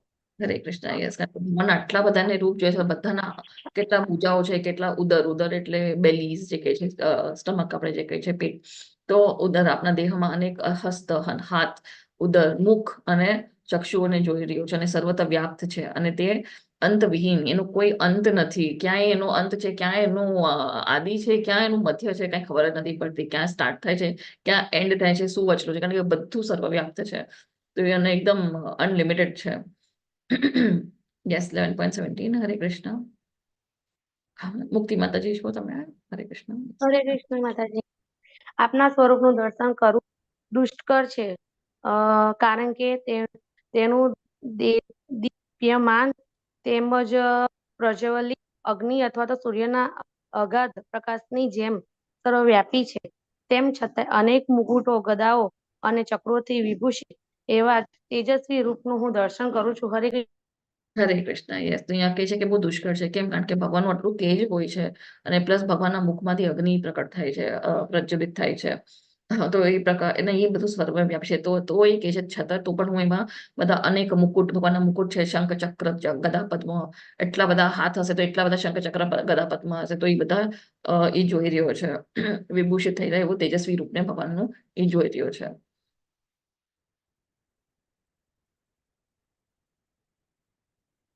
યસ, 11.8. હરે કૃષ્ણ. જય શ્રી માતાજી. અનમ્યુટ કરજો. હરે કૃષ્ણ. આપ જ પરમ આદ્ય જ્ઞેય તત્વ છો. આપ જ સમગ્ર બ્રહ્માંડના અંતિમ આશ્રય રૂપ છો. આપ જ અવ્યય છો અને પુરાણ પુરુષ છો. આપ જ સનાતન ધર્મના પાલક પુરુષોત્તમ પરમેશ્વર છો. આ મારો મત છે. હરે કૃષ્ણ. હરે કૃષ્ણ. યસ, તો ભગવાન અહીંયા કહે છે, થેન્ક યુ માતાજી, કે અહીંયા આપ જ પરમ આદિમ છો. એટલે આપણને ખબર છે કે ભગવાન શું છે, જે ઓબ્જેક્ટિવ શું છે આ જ્ઞાનનું, એ ભગવાન જ છે. આપણું ગોલ શું છે, ભગવાન જ છે. પરમ ધ્યેય શું છે, ભગવાન જ છે. અને આદિમ જ્ઞેય તત્વ એટલે ગોલ શું છે, અને જ્ઞેય તત્વ કૃષ્ણને જાણવું છે, કૃષ્ણ પાસે પાછું જવાનું છે, એમનું ધામ, એ જ આપણું ગોલ છે. આપણું આખા લાઈફનો એ ગોલ છે. કૃષ્ણની ભક્તિ એ આપણું ગોલ છે. અને પછી અહીંયા કહે છે કે સમગ્ર બ્રહ્માંડનું અંતિમ આશ્રય કેમ? જ્યારે મિની પ્રલય આવે છે, જ્યારે બ્રહ્માજી સુવે છે, જ્યારે કલ્પનું અંત આવે છે, તો ત્યારે બધું ગર્ભોદક્ષા વિષ્ણુમાં સમાઈ જાય છે. અને જ્યારે બ્રહ્માજીની મૃત્યુ થાય છે, બધા એની મૃત્યુ થાય છે અને મહાવિષ્ણુ જ્યારે બધા બ્રહ્માંડો ખીચે તો બધું જ ગર્ભોદક્ષા વિષ્ણુ સાથે મહાવિષ્ણુમાં સમાઈ જાય છે. તો બધુંનું અંતિમ આશ્રય શું છે, એ ભગવાન જ છે. જેમ આપણે જોયું તો વડના પાન ઉપર કે ભગવાન વિરાજમાન હોય છે, એમના અંગૂઠાને મોઢામાં રાખે છે ને બધું આખું એમના અંદર સમાઈ જાય છે. માર્કંડેય ઋષિ કહે છે કે બધું એમના મોઢામાં સમાઈ જાય છે. હું પણ એના મોઢામાં વહી ગયો અને ત્યારે એમ જોયું કે બધા વ્યવસ્થિત એકદમ આરામથી સુરક્ષિત છે ભગવાનના અંદર. તો અંતિમ આશ્રય ભગવાન જ છે. અંતિમ આશ્રય રૂપ છો અને આપ જ અવ્યય છો. કે ભગવાનને કોઈ શું કહેવાય, ખતમ નહીં કરી શકે. અને ભગવાનનું કઈ અંત નથી. ભગવાન તો એકદમ અવ્યય છે. ઘણા બધા ભગવાન એના ગોલક વૃંદાવનમાં છે, પણ ઘણા બ્રહ્માંડો ઉત્પન્ન થાય છે અને બધાના અંદર ભગવાન કેવી રીતે વ્યાપ્ત છે, ગર્ભોદક્ષા વિષ્ણુની જેમ, શિરોદક્ષા વિષ્ણુની જેમ, અને કેવી રીતે અંદર બધાના હૃદયમાં પરમાત્મા વસે છે, બધું જાણે છે. તો એ અવ્યય કહેવાય છે ને એમની કોઈ શક્તિઓની સીમા નથી. અસીમિત છે એમની શક્તિઓ. આપણે કલ્પના ના કરી શકીએ એટલી અસીમિત છે. અવ્યય છે. અવ્યય અમીને કહેવાય છે. પછી આપ જ પૂર્ણ પુરુષો છો અને આપ જ સનાતન ધર્મ છો. સનાતન ધર્મના પાલક છો. એટલે શું છે, સનાતન ધર્મ બધા કહે છે કે સનાતન ધર્મનો અહીંયા અંત કરવું જોઈએ, હિન્દુ ધર્મનું નાશ કરવું જોઈએ. પણ રાવણ આવીને વયો ગયો, એ પણ નાશ ના કરી. તો એટલો બુદ્ધિશાળી તો 10 માથાવાળો હતો, એ પણ કઈ સનાતન ધર્મને કઈ હરાવી ના શક્યો. ભગવાનના સામે રામ ભગવાને એનું ત્યાં જ અંત કરી નાખ્યો. હિરણ્યકશિપુ પણ એવું વરદાન માંગીને લાગ્યું કે હવે સેફ છે, કોઈ એનું વધ નહીં કરી શકે. પણ 100 દિવસના અંદર એનું વધ થઈ જાય છે. અને તો 33,000 સુધી આટલી ઘોર તપસ્યા કરી હતી. એવી તપસ્યા તો કોઈ કલિયુગનો માણસ પણ નહીં કરી શકે. જે કઈ છે કે સનાતન ધર્મ તો ડીંગુ છે, મલેરિયા છે, એવી રીતે બહાર કાઢવું જોઈએ ઇન્ડિયામાંથી. એવા એક મંત્રીના છોકરાએ કીધું હતું. પણ તમારામાં કઈ લાયકાત જ નથી, કેમ કે સનાતન ધર્મનો પાલક કોણ છે, એ ભગવાન છે. સનાતન ધર્મ શું છે એ પહેલા સમજવું પડશે એનું નાશ કરવા માટે. એનો નાશ જ નથી. સનાતનનો મતલબ એ છે કે પહેલેથી જ છે. સનાતન એટલે ઇટરનલ, એટલે એનો કઈ નાશ નથી થવાનું. તો અને એના પાલક કોણ છે, ભગવાન જ છે. અને અહીંયા અર્જુન કહે છે એ મારો મત છે. તો જે વાંચતા નથી, જે વિદાસ વાંચતા નથી, ભગવદ્ ગીતા વાંચતા નથી, ભાગવતમ સાંભળતા નથી, આચાર્ય શું કહી ગયા છે, શાસ્ત્રોમાં કોઈને વિશ્વાસ નથી, 4 વેદાઓમાં વિશ્વાસ નથી, તો એ લોકો આવા બધા ડાયલોગ્સ મારે છે. પણ એકચ્યુઅલી આપણને ખબર પડે છે કે આપણું ધર્મનો મતલબ શું છે, ભગવાન કોણ છે, આ બધું સૃષ્ટિને બધું કેવી રીતે થાય છે. બિગ બેંગ થિયરી ને ડાર્વિન્સ થિયરી, એવી બધી થિયરીમાં બધા લોકો બિલીવ કરશે. કેમ? કારણ કે કંઈક પ્રમાણ આપ્યા છે. પણ એકચ્યુઅલી આ બધું આપણું જે નોલેજ છે, આધ્યાત્મિક નોલેજ છે, એનાથી આપણું ઉદ્ધાર થવાનું છે. ભૌતિક ચીજોમાંથી આપણે કઈ ઉધાર નથી થવાનું. મટીરિયલ યસ, કમ્ફર્ટેબલ લાઈફ મળશે, પણ એ પણ બંધનમાં આવીને આપણે ફસાતા રહેવાના છે. યસ, 7.19. મુક્તિ માતાજી, મયુરી માતાજી, હરે કૃષ્ણ. અનમ્યુટ કરશો મયુરી માતાજી. આપ આદિ, મધ્ય તથા અંતથી રહિત છો. આપ અપાર મહિમાશાળી છો. આપની ભુજાઓ અગણિત છે અને સૂર્ય તથા ચંદ્ર આપની આંખો છે. હું આપના મુખમાંથી પ્રજ્વલિત અગ્નિ નીકળતો તથા આપના તેજથી આ સંપૂર્ણ બ્રહ્માંડને તપતું જોઈ રહ્યો છું. હરે કૃષ્ણ માતાજી. હરે કૃષ્ણ. યસ, તો અહીંયા અર્જુન શું કહે છે કે સૂર્ય ચંદ્ર ભગવાનની આંખો છે. સૂર્ય શશી સૂર્ય નેત્રમ, એટલે ભગવાનની આંખો કઈ છે તો એ સૂર્ય ને ચંદ્ર છે. અને ભગવાન એકદમ અમર્યાદિત છે, અનલિમિટેડ છે. એમાં આદિ અંત કે મધ્ય એમને દેખાતું નથી. અને અહીંયા જે સેમ જ કહે છે કે બધી અનંત ભુજાઓ છે. પછી એમના મુખમાંથી અગ્નિ પ્રકટ થઈ રહી છે, પ્રજ્વલિત થઈ રહી છે. તો હવે એ ફ્યુચર જોઈએ છે કે ફ્યુચરમાં શું થવાનું છે. અને આખું જે બ્રહ્માંડ છે એ તપી રહ્યું છે એમના તેજથી. તો આપણે કહે છે ગ્લોબલ વોર્મિંગ, પણ ગ્લોબલ વોર્મિંગ કેમ થાય છે? જ્યારે અનંત શેષને જ્યારે ગુસ્સો આવે છે, જ્યારે ધરતી ઉપર આટલું બધું ખોટા કાર્ય થાય છે, તો અનંત શેષને ગુસ્સો આવે છે અને એ પછી આમ હલે છે, તો એટલે ગ્લોબલ વોર્મિંગ થાય છે. એ બધું આપણા શાસ્ત્રોમાં લખ્યું છે. આપણે કહે છે કે ગ્લોબલ વોર્મિંગ આના લીધે થાય છે, પોલ્યુશન ને. યસ, તમે ધરતીમાં જે પણ ખોટા કાર્ય કરશો તો એના તમને રિએક્શન મળવાના જ છે. તો અહીંયા ભગવાન એટલે એમના તેજથી આ બધું બ્રહ્માંડ તપી રહ્યું છે. કારણ કે ભગવાનને ગુસ્સો આવે છે કે આ તમે ધરતીને તમે હેરાન કરો છો, તમે સરખી રીતે ધર્મથી ચાલતા નથી, અધર્મના કામ કરો છો. 11.20. યસ, હરે કૃષ્ણ. મુક્તિ માતાજી અનમ્યુટ કરી દો. હરે હરે કૃષ્ણ કૃષ્ણ માતાજી. માતાજી. હા, ઓકે. નૈના માતાજી લઈ લો, પછી નેક્સ્ટ મુક્તિ. લઈ લો, વાંધો નહીં. હા, હરે કૃષ્ણ માતાજી. આપ કેવળ એક છો, તેમ છતાંય આપ આકાશ તથા સર્વ લોકો તેમજ તેમની વચ્ચે રહેલી સમગ્ર આકાશમાં વ્યાપેલા છો. હે મહાત્મા, આપનો વિષમ જનક તથા ઉગ્ર રૂપ જોઈને બધા ભયભીત થઈ જાય. હરે કૃષ્ણ. હરે Krishna. વિસ્મયજનક. Yes, Hare Krishna. Thank you માતાજી. તો અહીંયા અર્જુન કહે છે કે તમે એક જ છો. તો એક કોણ છે? એ કૃષ્ણ ભગવાન છે જે ગોલોક વૃંદાવનમાં છે. એ એક જ છે, પણ તો એ સર્વવ્યાપી છે. અહીં એકદમ એ અલગ અલગ અવતાર લે છે, છતાં તમે આકાશ તથા સર્વ લોક, તમે જ તેમની વચ્ચે રહેલા સમગ્ર અવકાશમાં વ્યાપેલા છો. બધું જે છે પૃથ્વી, આકાશ, બધું મધ્યમાં જે છે, બધા સર્વ વ્યાપેલા છે એ ભગવાન છે. અને પછી અહીંયા કહે છે કે આ જોઈને એને એકદમ આશ્ચર્ય પણ લાગે છે અને એને જરાક ઉગ્ર પણ લાગે છે આ રૂપ. અને એ બધા લોકો ભયભીત થાય છે. તો કયા લોકો ભયભીત થાય છે? કારણ કે યુદ્ધ ભૂમિમાં તો ખાલી અર્જુનને દેખાણો છે. તો કયા લોકો ભયભીત થાય છે? શું લાગે છે તમને?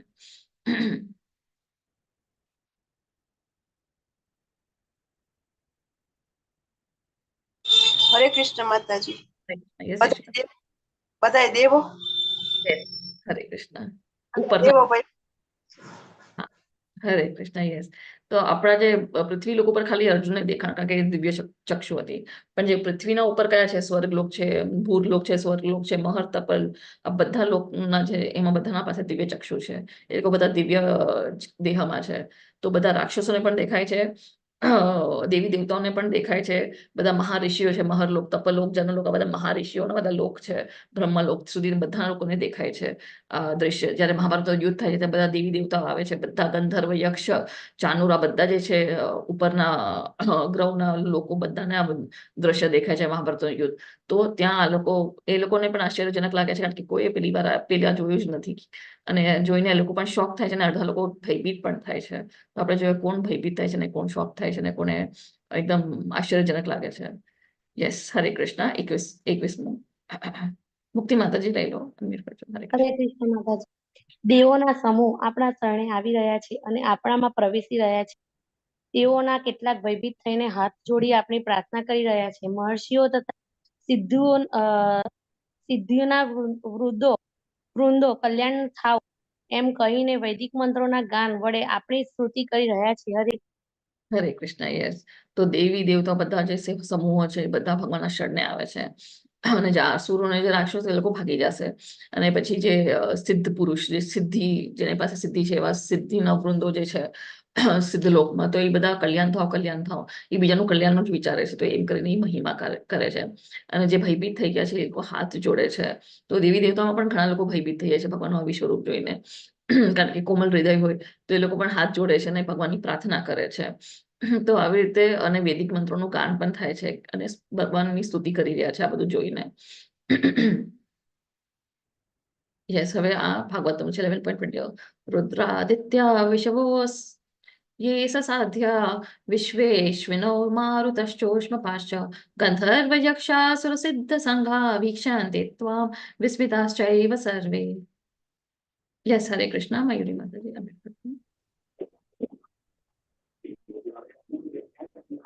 શિવજીના સર્વ આવિર્ભાવો આદિત્યો, વસુઓ, સાધ્યો, વિશ્વદેવો, બંને અશ્વિની કુમારો, મરુદગણ, પિતૃગણ, ગંધર્વ, યક્ષ, અસુર તથા સિદ્ધદેવો એ બધા જ આપનું દર્શન વિસ્મયપૂર્વક કરી રહ્યા છે. હરે કૃષ્ણ માતા. હરે કૃષ્ણ. યસ, તો यहाँ ફોટામાં દેખાડે છે. ફોટો આવ્યો છે. તો બધા પણ દેવી દેવતાઓ પણ જે છે, શિવજી છે, બ્રહ્માજી છે, ઇન્દ્ર, ચંદ્ર, સૂર્ય, બધા વસુઓ છે, અશ્વિની કુમારો છે, મરુતો છે, બધા પિતૃગણ, ગંધર્વ, યક્ષ, આ બધા જે છે, અસુર ને સિદ્ધદેવ, આ બધા ભગવાનની આવી રીતે વિસ્મયપૂર્વક સુક્રિય દર્શન કરી રહ્યા છે. તો ભગવાનના દર્શન પણ બહુ એકદમ દુર્લભ છે. ભગવાનના દર્શન બધાને થતા નથી. તો આવી રીતે આવી ક્ષીરસાગરના તટ, ક્ષીરસાગર એટલે દૂધનો જે સાગર છે, જ્યાં ક્ષીરોદક્ષાય વિષ્ણુ, એટલે ક્ષીરોદક્ષાય વિષ્ણુ કે છે, કારણ કે એ ક્ષીરસાગરમાં વસે છે. પણ તોય દેવી દેવતા પણ સ્તુતિ કરવી પડે છે એમના દર્શન માટે. એ લોકો સ્તુતિ કરે તો જ ભગવાનના દર્શન થઈ શકે છે. એ લોકોને જયારે જોઈએ છે ભગવાન કાંઈ પણ શું કહેવાય પ્રોબ્લેમ આવી જાય છે ધરતી ઉપર કે કોઈ પણ લોક ઉપર, તે લોકોને સ્તુતિ કરવી પડે છે ભગવાનની, ક્ષીરોદક્ષાય વિષ્ણુને, કે આવો તમે હવે પ્રકટ થાઓ, અવતાર લો અને અમારું અવતાર કરો. જયારે મંથન થાય છે તો મંથન માટે પણ એ લોકોને જવું પડે છે, ભગવાનની સ્તુતિ કરવી પડે છે. ત્યારે પણ મંથન માટે ભગવાન આવે છે અને કુર્મનો અવતાર લે છે. તો કોઈ પણ અવતાર લેવા માટે એ લોકો સ્તુતિ કરવી પડે છે ભગવાનની આવી રીતે. તો એ લોકો ડાયરેક્ટ અંદર નથી જઈ શકતા ભગવાન. આવી રીતે તટ ઉપર બેસીને એ લોકોને સ્તુતિ કરવી પડે છે. પછી તો જ પછી ભગવાન આવી રીતે દર્શન આપે છે. તો બધા આતુર હોય છે, દેવી દેવતાઓ પણ, એના બધા સિદ્ધ લોકો પણ, બધા મહારિષિઓ, બધા જો ઓલરેડી એ લોકો પરફેક્ટ થઈ ગયું છે હ્યુમન લાઈફ એ લોકોની, તો એ લોકો પણ આવી રીતે ભગવાનની સ્તુતિ કરે છે. યસ, હવે 11.23 મુક્તિ માતાજી. હરે કૃષ્ણ. હરે કૃષ્ણ માતાજી. હે મહાબાહુ, આપના અનેક મુખ, નેત્ર, બાહુ, જાંઘો, ચરણ, ઉદર તથા ભયાનક દાંતો વાળા વિકરાટ સ્વરૂપ જોઈને તેઓ સહિત બધા લોકો અત્યંત વ્યથિત થયા છે, અને તે જ પ્રમાણે હું પણ વ્યથિત થયો છું. હરે કૃષ્ણ. હરે કૃષ્ણ. યસ, તો હવે કહે છે કે બધા ગ્રહો બ્રહ્મલોકથી લઈને જે સ્વર્ગલોક સુધી બધા જે જોઈ રહ્યા છે, તો બધા જ એકદમ વ્યતીત થઈ ગયા છે, ડિસ્ટર્બ થઈ ગયા છે. ડરી નથી ગયા, પણ ડિસ્ટર્બ થઈ ગયા, કે કોઈ આ જોવું જ નથી. તમે અચાનક તમે જાઓ ને, તમે કોઈ ચાનું વાળું કોઈક વ્યક્તિ તો તમે પણ એકદમ શોક થઈ હશો, એટલે ડરીને પણ એકદમ ડિસ્ટર્બ થઈ હશો કે આ શું છે. તો એવી રીતે એને અહીંયા શું કહે છે કે તો પણ આ એકદમ વન્ડરફુલ છે ભગવાનનું જે રૂપ છે, વિરાટ રૂપ છે. અને પછી કહે છે કે એટલા બધા હાથ જોઈને, નેત્રો જોઈને, મુખ જોઈને, દાંતો જોઈને, કેવા દાંતો જોઈને, એકદમ ભયાનક દાંત. કારણ કે ભગવાન આગળ જોશું આપણે દાંતોથી શું કરે છે ભગવાન.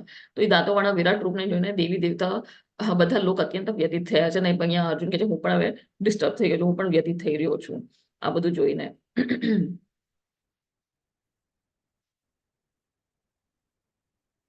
યસ, 11.24 નયના માતાજી, તમે લેવો છે. હરે કૃષ્ણ માતાજી. હે સર્વવ્યાપી વિષ્ણુ, આકાશને સ્પર્શ અને તેજસ્વી રંગથી શોભાતા આપને આપણા વિસ્ફારિત મુખોને અને આપના અત્યંત જ્યોતિમય નેત્રોને જોતા જ મારું ચિત્ત ભયથી વ્યાકુળ થયું છે. આથી હું મારા ચિત્તને ધ્યેય કે શાંતિને હવે જાળવી શકું છું. હરે કૃષ્ણ. જાળવી શકતો નથી. હા, તેમ નથી. હરી બોલ. યસ, હવે આ બધું જોઈને એકદમ હવે કહે છે કે હવે હું ડરી ગયો છું, કે હવે હું જાળવી મારું જે ચિત્ત છે સંભાળી નથી શકતો. કારણ કે એકદમ ઓલું બેબિલ્ડર થઈને આપણે એટલું બધું જોઈને આપણે ઓલા થઈ ભ્રમિત થઈએ કે શું થઈ રહ્યું છે, કન્ફ્યુઝન આવી જાય. તો કે છે મારી ચિત્તને હું ધૈર્ય રાખી નથી શકતો. તો એટલે કહે છે કે આટલું બધું અદભુત જોઈને, આટલું ભગવાન કેવી રીતે આખું વિસ્તરિત છે, આખા ઉપરથી નીચે બધે ચારે બાજુ ભગવાનના આટલું બધું દિવ્ય રૂપ જોઈને, ભયાનક રૂપ જોઈને, સુંદર પણ છે અને ભયાનક પણ છે. એક સાથે સુંદર પણ છે ને એક બાજુ ભયાનક પણ લાગે છે. ને તો આવા તેજસ્વી રંગ, આટલા બધા રંગ જોઈને, આટલા બધા કલરફુલ માળા છે, ગળામાં માળા છે, એટલા આભૂષણો છે, આટલા બધા દાગીના છે, બધું શાઇન થાય છે, પ્લસ એનું તેજ છે, એટલો તેજસ્વી છે, આટલા મુકુટ છે સોનાનું. તો આટલું બધું જોઈને એકદમ આશ્ચર્યજનક પણ લાગે છે ને, પણ અને જે દાંતો છે ને અગ્નિ નીકળે છે તો એટલું બધું જોઈને ભયભીત પણ થઈ રહ્યો છે. લાલ લાલ આંખો પણ છે ભગવાનની, જ્યારે ગુસ્સો આવે તો ભગવાન લાલ લાલ આંખો પણ હોય છે. તો આટલું બધું જોઈને એ હવે એકદમ ગભરાઈ ગયો છે અને કહે છે કે હવે હું ધૈર્ય રાખી નથી શકતો, શાંતિ નથી મેળવી શકતો. યસ, 11.26 ને 27 ના એના આપણમાં હતું જોતો. યસ, જય શ્રી માતાજી, હરે કૃષ્ણ. હરે કૃષ્ણ. ધૃતરાષ્ટ્રના બધા પુત્રો પોતાના સર્વે સહાયક રાજાઓ સહિત તથા ભીષ્મ, દ્રોણ, કર્ણ તેમજ અમારા મુખ્ય યોદ્ધાઓ પણ આપના વિકરાળ મુખોમાં પ્રવેશ કરી રહ્યા છે. તેમાંના કેટલાકના મસ્તકોને તો હું આપના દાંતોની વચ્ચે ચૂર્ણ થયેલા જોઈ રહ્યો છું. હરે કૃષ્ણ. Yes, તો હવે કહે છે કે બધા ધૃતરાષ્ટ્રના પુત્રને હું તમારા ને બધા રાજાઓ જે હતા ધૃતરાષ્ટ્રના એટલે કૌરવોના સાઈડના બધા રાજાઓ, બધા મહાન યોદ્ધાઓ ભીષ્મ, દ્રોણ, કર્ણ, આ બધાને ક્યાં જોઈ, અને પોતાના એના પાંડવોના પણ જે સેનાઓના જે મહાન યોદ્ધા હતા બધાને ભગવાનના ભયાનક મુખમાં જાતો જોઈ રહ્યો છે. અને પછી કહે છે કે તમારા દાંતોના વચ્ચે હું અડધાને તો કચરાતા જોઉં છું. એટલે જે ભયાનક દાંત છે એમાં ભગવાન શું કરી રહ્યા છે, જે બધા યોદ્ધાઓ છે એને કચરી રહ્યા છે. એનો મતલબ અહીંયા આખું પરિણામ આપી દીધું છે કે તું યુદ્ધ જીતવાનો છે. આ બધાની મૃત્યુ થઈ ગઈ છે. એટલે હવે અહીંયા બધું ભવિષ્યકાળ દેખાડે છે. ભગવાને કીધું તમને જે જોવું છે ભૂત, વર્તમાન, ભવિષ્ય જે તારે જોવું આ બધામાં તો આ દર્શન કરી શકે છે. તો અહીંયા ભગવાન એને રિઝલ્ટ આપી દીધો કે હવે તારું યુદ્ધ તું જીતવાનો છે, બધા મરી ચૂક્યા છે. તો તારે ખાલી તલવાર ઉપર તીર મારવાના છે, બધાને ખાલી એક નિમિત્ત માત્ર બનવાનું છે. એક ખાલી તારે એક્શન કરવાનું છે. યુદ્ધનો પરિણામ તારી સામે આપી દો. આપણને કોઈ રિઝલ્ટ આપી દે કે આપણે ફર્સ્ટ આવવાના છે, પછી તો આપણે ખાલી લખવાનું જ છે, તો આપણે લખીએ નહીં. એનો મતલબ એ છે કે આપણું બધું છે ભગવાનના ડેસ્ટિની બધું નક્કી કરી રાખ્યું છે. આપણે ખાલી કર્મ કરવાનું છે. નિમિત્ત માત્ર બનીને આપણે ખાલી કર્મ કરવાનું છે. વિચારવાનું નથી કે શું થવાનું છે, કારણ કે ભગવાને બધું આપણી માટે સેટ કરી રાખ્યું છે. અહીંયા એનો મતલબ એ છે. તો એટલે અર્જુન કહે છે કે ખાલી તારે હવે ઉભા થઈને એક્શન કરવાનું છે, યુદ્ધ કરવાનું. બધું પરિણામે આપી દો કે તું યુદ્ધ જીતવાનો છે. હવે તું ઉભો થા, યુદ્ધ કર અને રાજ્ય સંભાળ. યસ, તો હવે અહીંયા કેવી રીતે, તો જેવી રીતે નદીઓની અનેકા જે બધી નીર છે કે રીતે સમુદ્રમાં જતી હોય છે, એવી રીતે બધા યોદ્ધાઓને જોઈ છે ભગવાનના મુખમાં જતા. જેમ આ બધા જીવાત હોય છે, જે કુંડા હોય છે, એ અગ્નિમાં કેવી રીતે પ્રવેશે છે, એવી રીતે આ બધા યોદ્ધાઓને ભગવાનના મુખમાં અગ્નિમાં પ્રવેશ થતા જોઈ રહ્યો છે. એનો મતલબ અહીંયા એ છે. યસ, હરે કૃષ્ણ. 11.31 લેજો. મયુરી માતાજી અનમ્યુટ કરજો.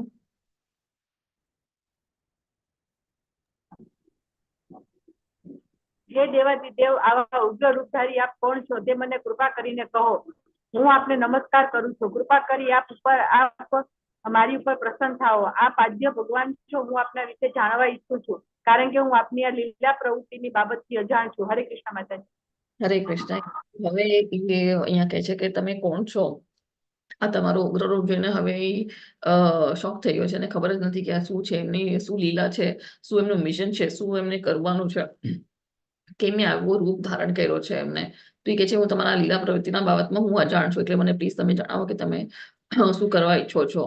અને અહીંયા આપણે જોયું કે બધા ભીષ્મ, દ્રોણ બધાનું વધ થાય છે.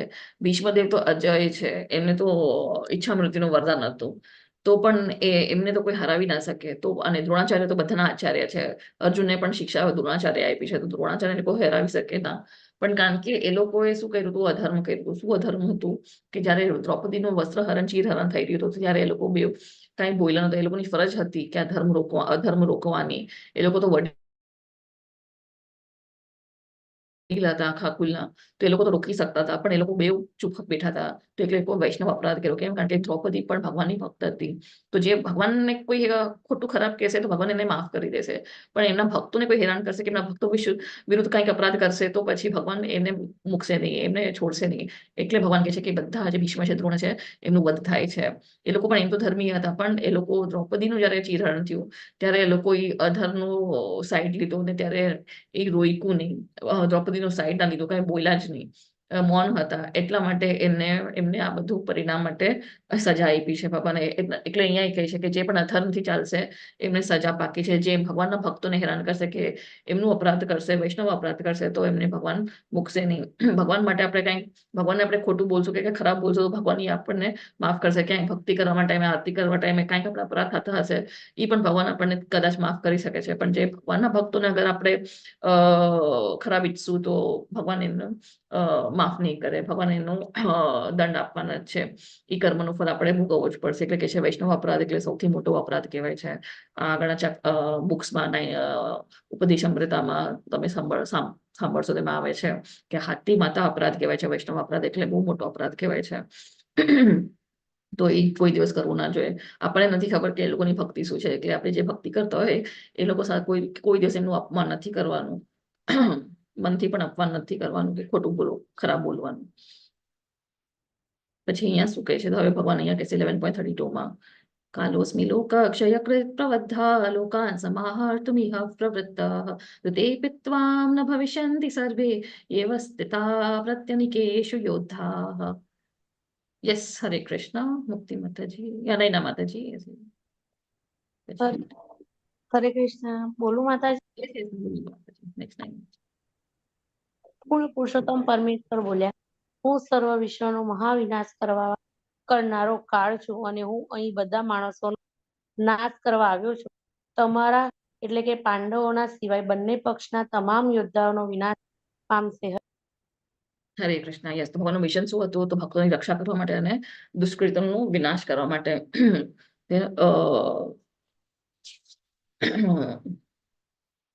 પરિત્રાણાય સાધુનામ વિનાશાય દુષ્કૃતામ સંભવામિ યુગે યુગે. તો અહીંયા ભગવાન શું કહે છે કે બધા હું શેના માટે આવ્યો છું? તો બધાનો વિનાશ કરવા માટે, ખાલી પાંડવોના સિવાય. કેમ? કારણ કે પાંડવો બધા ધર્મથી ચાલતા હતા, એ લોકો ધર્મી હતા. પણ બીજા બધા અધર્મી હતા, એનું વિનાશ કરવા માટે આવ્યા છે. અહીંયા ભગવાન કહે છે અને કાર્ડ બનીને આવ્યા છે. મહાપક્ષી કાર્ડ, જે બધાનું મૃત્યુ માટે. તો એ મહાકાળ બનીને આવ્યા છે.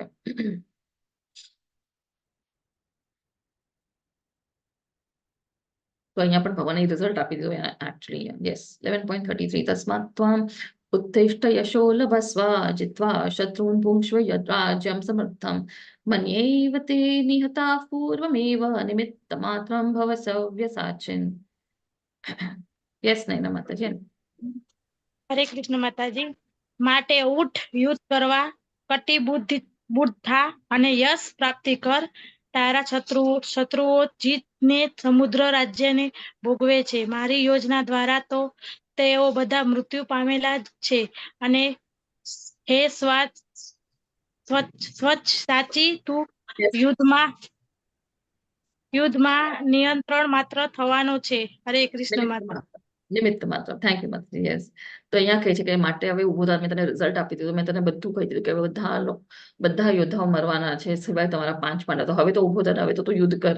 તને રિઝલ્ટ પણ આપી દીધું. કારણ તારે ખાલી એક્શન કરવાનું છે. તીર મારવાનો છે, બસ એ જ એક્શન કરવાનું છે. તો એટલે કહે છે કે હવે તારા યુદ્ધ કરવા માટે તું કટિબદ્ધ થતા. આપણે ખાલી કર્મ કરવાનું છે આપણું.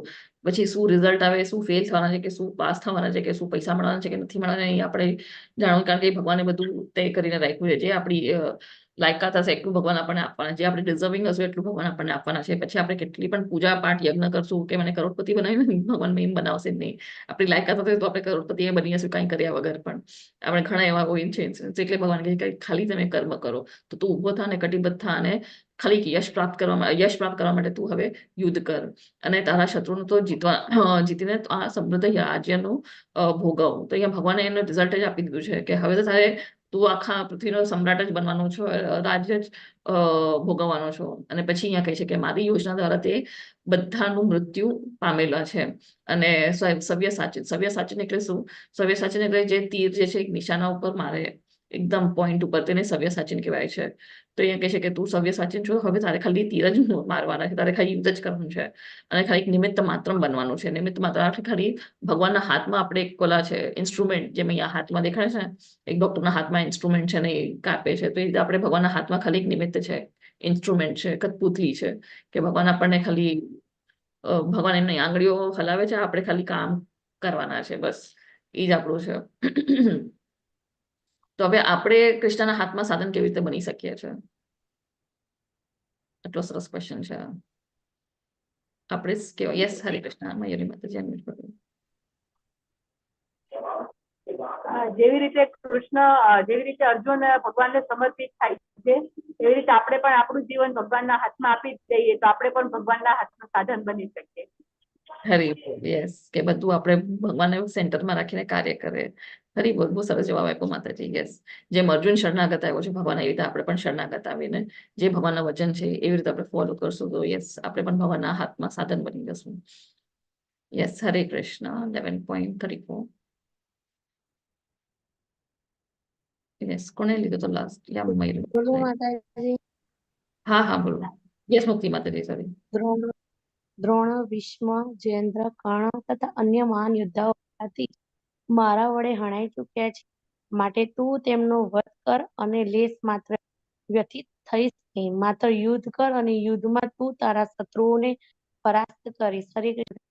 હરે કૃષ્ણ. યસ, તો અહીંયા ભગવાન કહે છે આખું કે બધા હણી ચૂક્યા છે. ભીષ્મ, દ્રોણ, હવે એને કરુણા હતી ને કે મારા ભીષ્મને કેવી રીતે મારીશ, મારા પિતામાને કેવી રીતે મારીશ, મારા ગુરુને કેવી રીતે મારીશ, દ્રોણ આચાર્ય, મારા ભાઈ બંધુ, તો ભગવાન કે મેં બધાને મારી નાખ્યા છે. તારે તો ખાલી હવે એક્શન કરવાનું છે. હવે ઉભો થા અને તું ખાલી યુદ્ધ કર. ઓલરેડી એ લોકો તને મેં રિઝલ્ટ આપી દીધું છે અને તે મારા માટે યુદ્ધ કર. કોના માટે? ભગવાન માટે. જ્યારે આપણે ભગવાન માટે કાર્ય કરે છે તો એ આપણે મુક્ત થાય છે અને ભગવાન પાસે જઈ શકે છે. તો અહીંયા કહે છે કે તું ખાલી ઉભો થા, યુદ્ધ કર અને તારા શત્રુઓને તું પરાસ્ત કરીશ. યસ, હરે કૃષ્ણ. 35. હરે Yes, કૃષ્ણ મારી માતાજી. સંજયે ધૃતરાષ્ટ્રને કહ્યું, હે રાજા, પૂર્ણ પુરુષોત્તમના મુખેથી આ વચનો સાંભળ્યા પછી ધ્રુજી રહેલા અર્જુને તેમને હાથ જોડી વારંવાર નમસ્કાર કર્યા અને ડરતા ડરતા ભગવાન કૃષ્ણને ગદગદ કંઠે આ પ્રમાણે કહ્યું. હરે કૃષ્ણ માતાજી. હરે કૃષ્ણ. હવે સંજય અહીંયા ધૃતરાષ્ટ્રને કહે છે કે આવી રીતે ભગવાન કૃષ્ણએ આખું એમનું આ વિશ્વરૂપ દર્શન દેખાડ્યું અને હવે આ બધું જોઈને અર્જુનનો કે શું વ્યથા થાય છે તો એ એકદમ ગભરાઈ ગયો છે અને એનું હવે કંઠ છે ભરાઈ ગયું છે. ગદગદ કંઠે હવે ભગવાનની સ્તુતિ કરશે અને વારંવાર ભગવાનને નમસ્કાર કરે છે. જરા એને ખબર પડે કે આ ભગવાન છે, આટલી મહિમા છે, એની અદભુત આટલી શક્તિઓ છે, આટલા વિભૂતિઓ છે, તો એ વારંવાર નમસ્કાર કરે છે. અને શોક જ છે કે આ ભગવાન છે અને હું કેવી રીતે વર્તન કરતો. હું તો એમને મિત્ર સમજતો હતો, મારો ભાઈ સમજતો હતો, પણ આ તો ભગવાન નીકળ્યા. તો વારંવાર એમને નમસ્કાર કરે છે અને હવે એની સ્તુતિ કરવા બેસે. 11.36. અર્જુન ઉવાચ સ્થાને ઋષિકેશ તવ પ્રકીર્ત્ય જગત પ્રહર્ષ્યત્યનુરજ્યતે ચ રક્ષાંસि ભીતાની દિશો દ્રવંતી સર્વે નમસ્યન્તિ ચ સિદ્ધ સંઘાઃ. યસ, 36. હરે કૃષ્ણ. મુક્તિ માતાજી. હરે કૃષ્ણ માતાજી. અર્જુને કહ્યું, હે હરિકેશ, આપના નામના શ્રવણથી જગત હર્ષ પામે છે અને એ જ રીતે પ્રત્યેક વ્યક્તિ આપના પ્રત્યે અનુરક્ત થાય છે. સિદ્ધ પુરુષો આપણને સાદર નમસ્કાર કરી રહ્યા છે, પરંતુ અસુરો ભયભીત અને તેઓ ચારિત્ર ભાગી રહ્યા છે. એ યોગ્ય જ થયું છે. હરે કૃષ્ણ માતાજી. એ યોગ્ય થયું છે. હરે કૃષ્ણ. હરે કૃષ્ણ. યસ, તો ઋષિકેશ એટલે બધા જે ઇન્દ્રિયોના સ્વામી, બધાના ઇન્દ્રિયોના સ્વામી, આપણા ઇન્દ્રિયોના સ્વામી, બધા જેટલા જીવ છે બધાના ઇન્દ્રિયોના સ્વામી કોણ છે? એ ભગવાન છે. એટલે એને ઋષિકેશ કહેવાય છે. તો એ કહે છે કે ભગવાનના નામના સ્મરણથી, શ્રવણથી, સાંભળવાથી, ભગવાનના નામના સાંભળવાથી જ આખું જગત હર્ષ પામે છે. ખાલી આ જ જગત નહીં, પણ બધા ઉપરના લોક છે, દેવી દેવતાઓ છે, મહારિષિઓનો લોક છે, મહરલોક, તપલોક, તપસ્વીનો લોક છે, જનલોક છે, જ્યાં પ્રજાપતિનો લોક છે, બ્રહ્મલોક છે, બ્રહ્માજીનો જે લોક છે, તો બધાને સ્વર્ગલોકમાં જ્યાં દેવી દેવતાઓ છે, બધા જે લોક છે બધા હર્ષ પામે છે. ને આ હકીકત છે. જયારે ચૈતન્ય મહાપ્રભુ, તમે ચૈતન્ય ચરિતમ્ર લીલામૃત વાંચો, ચૈતન્ય મહાપ્રભુ જયારે જારીખંડના વનમાંથી પાસ થાય છે હરે કૃષ્ણ મહામંત્રનું કીર્તન કરતા કરતા, તો બધા જ પશુઓ છે, બધા પશુ પક્ષી બધા જ એક સાથે થઈ જાય છે. એ લોકોના જે દુશ્મનતા હોય છે, હવે જ્યાં હિરણ હશે ત્યાં એટલે જ્યાં વાઘ હશે ત્યાં હિરણ નહીં હોય, કારણ કે એ ભાગી જશે ડરથી. પણ ત્યારે બધા હિરણ છે, વાઘ છે, સસલો છે, બધા એકજૂટ થઈને બધા હરે કૃષ્ણ મહામંત્રમાં જોડાય છે ને બધા નાચે છે, ગાય છે અને એ લોકો પણ હરે કૃષ્ણનો મહામંત્ર કહે છે. એટલો ઈ પાવર હતો ચૈતન્ય મહાપ્રભુનો. એ તો સ્વયં ભગવાન જ હતા ઓબ્વિયસલી, પણ એવી રીતે એ ઝારખંડના જયારે વનમાં જાય છે સંકીર્તન કરતા કરતા બધા જાનવરો, પશુ પક્ષીઓ બધા સાથે હરે કૃષ્ણ મહામંત્ર કહે છે અને બધા આનંદથી નાચે છે, ગાય છે, કારણ કે આખું જગત હર્ષ પામે છે, કારણ કે એ ભગવાનનું નામ છે. અને સિદ્ધ પુરુષો પણ ભગવાનને આદર નમસ્કાર કરી રહ્યા છે. અને અહીંયા શું કહે છે, પણ અસુરો ભયભીત થઈ રહ્યા છે, એટલે અફરાતફરીથી લોકો અહીંયા આમ તેમ ભાગી રહ્યા છે. ઘણાને તો હાર્ટ એટેક આવી જાય છે ભગવાનના નામથી. તો કેમ અસુરોને કેમ આવું થાય છે? શું લાગે છે તમને કે અસુરો કેમ ભયભીત થઈ ગયા છે ભગવાનના નામ સાંભળીને?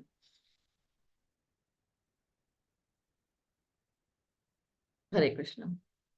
યસ, મયુરી માતાજી અનમ્યુટ કરજો.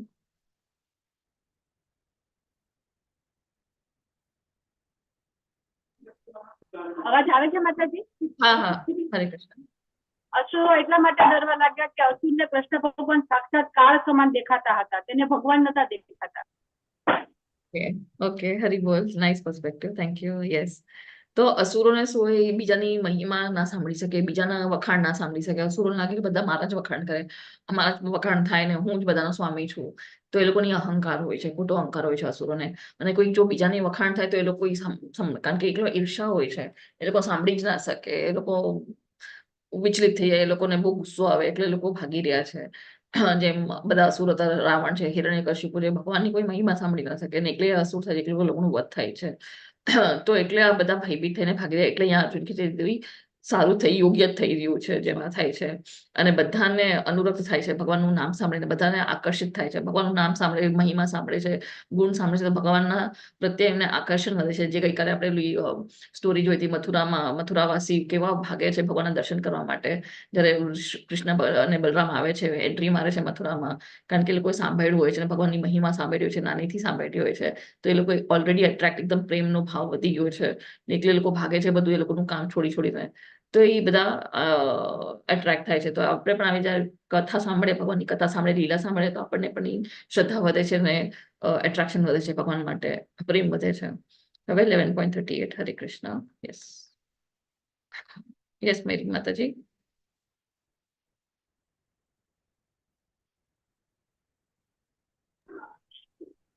અવાજ આવે છે માતાજી? Yes yes. આપ આદિ પરમેશ્વર, સનાતન પુરુષ તથા દ્રશ્ય જગતના અંતિમ આશ્રય સ્થાન છો. આપ જ સર્વજ્ઞ છો અને આપ જ સર્વયજ્ઞ છો. આપ જ પરમ આશ્રય સ્થાન રૂપ છો અને ભૌતિક ગુણોની પર છો. હે અનંત રૂપ, આ સંપૂર્ણ દ્રશ્ય જગત આપના દ્વારા વ્યાપ્ત છે. હરે કૃષ્ણ માતાજી. હરે કૃષ્ણ. અહીંયા પાછું અર્જુન કન્ફર્મ કરે છે કે ભગવાન જ આદિ પરમેશ્વર છે. સૌથી આદિ કોણ છે? પરમેશ્વરી ભગવાન જ છે. બ્રહ્મ સંહિતામાં પણ બ્રહ્માજીએ કીધું કે ઈશ્વર પરમ કૃષ્ણ સચ્ચિદાનંદ વિગ્રહ અનાદિર આદિર ગોવિંદ. ભગવાનના પેલા કોઈ હતું જ નહીં, ના શિવજી, ના ચંદ્ર, ના ઇન્દ્ર, ના બ્રહ્મા, ના સૂર્ય, તારા કે અગ્નિ, વાયુ, કાંઈ જ નહોતું. એ ભગવાન જ હતા, કૃષ્ણ ભગવાન જ છે. તો આદિ પરમેશ્વર કોણ છે? એ ભગવાન જ છે. અને સનાતન પુરુષ છે, એ વ્યક્તિ છે, નિરાકાર નથી. બધા કે છે નિરાકારવાદી, બધા કે છે કે ભગવાન કાંઈ નથી, એક એનર્જી છે, એક લાઇટ છે. પણ ભગવાન અહીંયા કહે છે કે તમે સનાતન પુરુષ છો. અને આ દૃશ્ય જગતમાં અંતિમ આશ્રય સ્થાન, આખા દૃશ્ય જગતનો અંતિમ સ્થાન શું છે? મહાવિષ્ણુ. બધું આ દૃશ્ય જગત મહાવિષ્ણુમાં સમાઈ જશે. તો એ સ્થાન છે. અને આપ જ સર્વજ્ઞ છો, કે જે આપણે જાણવાનું છે એ ભગવાન જ છે. સર્વજ્ઞ એટલે બધું ભગવાન, બધું જાણે છે ભગવાન. જે પણ છે બધું ભગવાનથી જ આવે છે, ઓરિજિન જ ભગવાન છે. તો એ સર્વજ્ઞ છે, બધું જાણે છે. આપણા અંદર પરમાત્માની જેમ વસે છે. આપણે શું કર્યું છે, આપણા પાછલા જન્મમાં કેટલા જન્મ લીધા છે, શું કર્યું છે, કેવા કર્મ કર્યા છે, આ જન્મમાં કેવા કર્મ કર્યા છે, શું આપણી મેન્ટલી સિન્સિયરિટી છે, અત્યારના આવનાર આપણું શું છે, તો બધું સર્વજ્ઞ છે. અને સર્વજ્ઞ પણ એ ભગવાન છે. આપણે જે બધું જાણવાનું છે એ કોને જાણવાનું છે? ભગવાનને જાણવાનું છે. જેટલું પણ આપણે બધું નોલેજ લઈ લઈશું, ભૌતિક નોલેજ લઈ લઈશું, સ્કૂલ કોલેજ બધામાં જઈને આપણે ફર્સ્ટ આવશું, હાઈએસ્ટ સેલેરી હશે, હાઈએસ્ટ ઇન્કમ હશે, પણ ભગવાનને નહીં જાણે તો બધું વ્યર્થ છે આપણા લાઈફમાં.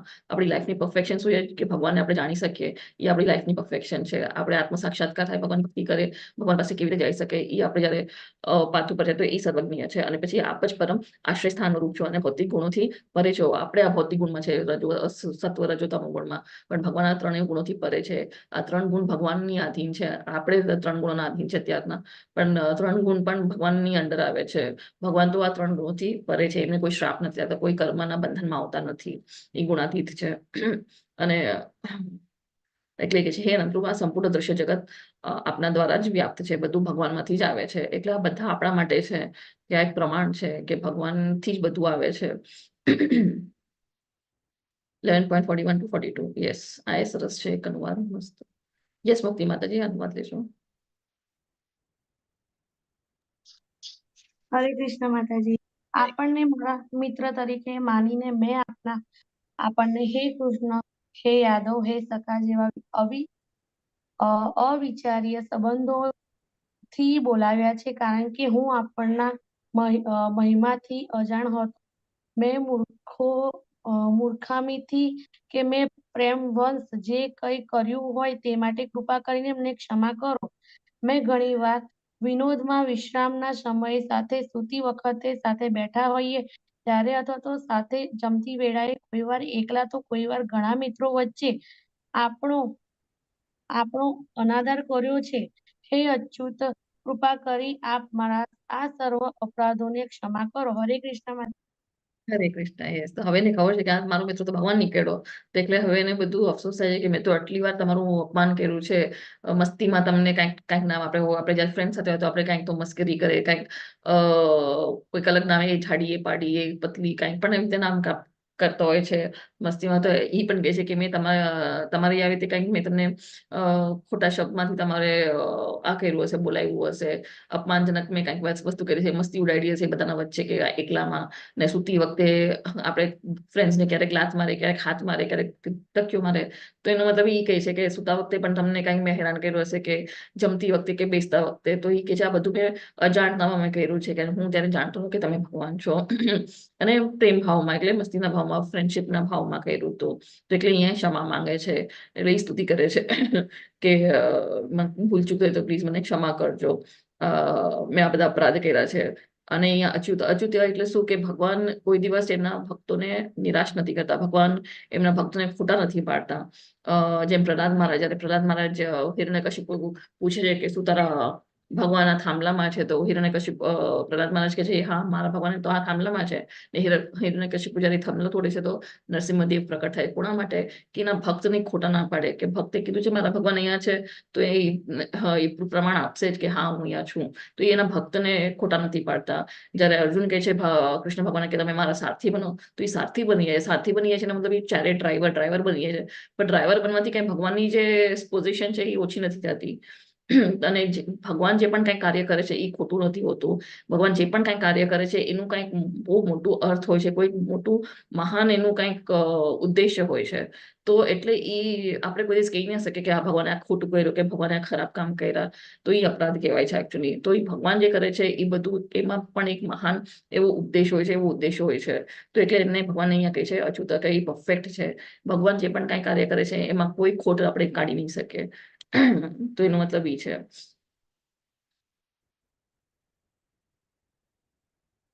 યસ, 11.45. હરે કૃષ્ણ. યસ, જય શ્રી માતાજી. હરે કૃષ્ણ.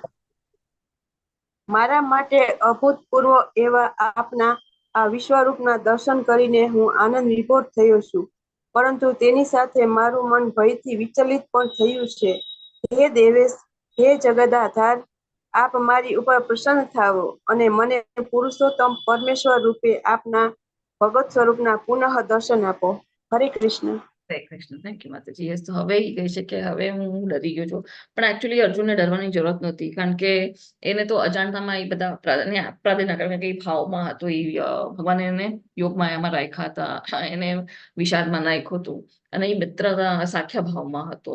તો એટલે ભગવાનને એમના જે ભક્તો કરે છે એ ખોટું લાગતું નથી, કારણ કે એ બધા ભાવમાં એ બધું કરે છે. જયારે યશોદા મૈયા છડી મારે છે ભગવાનને, તેનો મતલબ એ નથી કે ભગવાનને ખોટું લાગ્યું, કે ભગવાન પણ એ એન્જોય કરે છે એ રાસ, અને ભગવાનને જુએ છે કે યશોદા મૈયા એમને મારે. યશોદા મૈયા જયારે આ દામોદર લીલા ત્યારના ચાલી રહ્યું છે કાર્તિક માસમાં, તો યશોદા મૈયાને બાંધવાની ટ્રાય કરે છે, બાંધે છે. ભગવાનને કોઈ બાંધી શકે, આખા જગતમાં કોઈ ભગવાનને બાંધી ના શકે, પણ યશોદા મૈયા બાંધી શકે છે. તો યશોદા મૈયાનો એ પ્રેમ ભાવ છે, એ એમનો વાત્સલ્ય ભાવ છે, અને ભગવાને પણ એ ભાવમાં રસ લે છે, એને એન્જોય કરે છે. જયારે ભીષ્મદેવ તીર મારે છે કૃષ્ણ ભગવાન ઉપર, અને કૃષ્ણ ભગવાન એમનો આખું ચક્ર એક રથનો ચક્ર લઈને એમના સામે જાય છે મારવા માટે, પણ એ કઈ ભક્તને મારવાના નથી. પણ એ જયારે ભીષ્મદેવ જયારે બધા તીર મારે છે, તો ભગવાનને કઈ તીર વાગતા નથી. ભગવાનને લાગે છે કે ફૂલ વરસાવે છે ભીષ્મદેવ, કારણ કે એ ભક્તનો એ એવો રાસમાં છે લોકો. તો એકચ્યુઅલી તો અહીંયા અર્જુનને ડરવાની જરૂર હતી, પણ એને લાગે છે કે અજાણતામાં નથી અપરાધ થઈ ગયો, એટલે અહીંયા માફી માંગે છે, અભાવ છે. અને હવે એ અહીંયા રિક્વેસ્ટ કરે છે કે હરે કૃષ્ણ. માતાજી લાઈવ થઈ રહ્યું છે યુટ્યુબ? હા માતાજી, પ્રાઇવેટ છે. હા, કારણ કે આ પ્રિપેરિંગ લાઈવ સ્ટ્રીમ આવે છે, ખબર નહીં કેમ. તો અહીંયા હવે અર્જુન કહે છે કે હવે મને તમારું જે ભાગવત સ્વરૂપ છે, જે તમારું ભગવાનનું સ્વરૂપ છે, પાછું એ દર્શાવો. હવે મેં અહીંયા જોઈ લીધું, હવે હું બસ હવે હું ગભરાઈ ગયો છું, હવે મને વધારે જોવું નથી. હું પ્રસન્ન એને કંઈ પણ છે કે હું પ્રસન્ન તો થયું છું, પણ હું વિચલિત પણ થઈ ગયો છું આ બધું જોઈને. મારી સ્લાઇડ ચેન્જ થાય છે ને? 46 સ્લાઇડ દેખાય? હરે કૃષ્ણ. હા હા દેખાય છે. ઓકે, યસ યસ મયુરી માતાજી, અનમ્યુટ કરજો. ઓકે, નૈના માતાજી, હરે કૃષ્ણ, તમારું હરે unmute. કૃષ્ણ માતાજી. હરે કૃષ્ણ. હે વિશ્વરૂપી રૂપ, હે હજારો ભુજવાળા પ્રભુ, હું આપને મુકુટધારી ચતુર્ભુજી સ્વરૂપ દર્શન કરવા ઈચ્છું છું, કે જેમાં આપ મસ્તકે મુકુટ અને આપની ભુજાઓમાં શંખ, ચક્ર, ગદા તથા પદ્મ ધારી કરો છો, તે સ્વરૂપમાં દર્શન કરવા મને અભિલાષા છે. હરે કૃષ્ણ માતાજી. હરે કૃષ્ણ, થેન્ક યુ માતાજી. યસ, તો હવે અહીંયા અર્જુન શું કહે છે કે હવે તમારે જે બધા હજાર પૂજાવાળું મેં જોઈ લીધો છે, હવે તમારું ચતુર્ભુજ સ્વરૂપ જોવાનું હું ઈચ્છું છું, જેમાં શંખ, ચક્ર, ગદા, પદ્મ છે. તો એ ચતુર્ભુજ સ્વરૂપ જે નારાયણ સ્વરૂપ છે એ એને ઈચ્છા છે જોવાની, અને પછી એને ભગવાન જે ઓરિજિનલ સ્વરૂપ છે એ જોવાની ઈચ્છા રહેશે. તો અહીંયા 48 માં ભગવાન શું કહે છે? યસ, હરે કૃષ્ણ, મયુરી માતાજી. હે કુરુ વિશ્વેશ, તારાથી પૂર્વે મારા વિશ્વરૂપને કોઈએ કદી જોયું નથી, કારણ કે આ ભૌતિક જગતમાં મારા રૂપનું દર્શન ન તો વેદાધ્યનથી, કે ન તો યજ્ઞ કરવાથી, કે ન તો દાનથી, કે સત્કર્મ કરવાથી, અથવા ન તો કઠોર તપ કરવાથી પણ થઈ શકે છે. હરે કૃષ્ણ માતાજી. કઠોર તપ કરવાથી થાય છે. Yes, Hare Krishna, thank you માતાજી. તો અહીંયા ભગવાન કહે છે કે જે હવે આ ચતુર્ભુજ સ્વરૂપ છે ભગવાન નારાયણ સ્વરૂપ, તો એ ખાલી વેદાસ વાંચવાથી, કે ખાલી સકામ કરવાથી, કે દાન કરવાથી, કે તપ કરવાથી, કે બધા યજ્ઞ મોટા મોટા યજ્ઞ કરવાથી નથી થવાનું, પણ એકદમ શુદ્ધ જે ભક્ત હશે, શુદ્ધ ભાવમાં હશે, ભક્તિ સેવામાં હશે, એને જ ભગવાનના દર્શન આપે છે. બ્રહ્મ સંહિતામાં પણ આપે છે, પ્રેમાંજન છુરિતા ભક્તિ વિલોચનીના. તો જેની આંખો ભગવાનના પ્રેમ ભાવથી, જે પ્રેમ ભાવના આંજણથી ભરાયેલી હશે, તો ભગવાન એને દર્શન આપે છે. આગળ આપણે જોઈએ તો ભગવાન અહીંયા કહે છે કે આ બધું વેદાસ વાંચીને, ખાલી વેદાસ વાંચીને, કે ખાલી સકામ કરવાથી, કે દાન કરવાથી, કે તપ કરવાથી નહીં થાય, પણ ભક્તિમય સેવા હશે, ભગવાનનો ભાવ હશે, તો ભગવાન દર્શન આપે છે. એકદમ શુદ્ધ ભાવથી ભક્તિ, અનન્ય ભાવથી આપણે જયારે ભક્તિ કરે છે તો.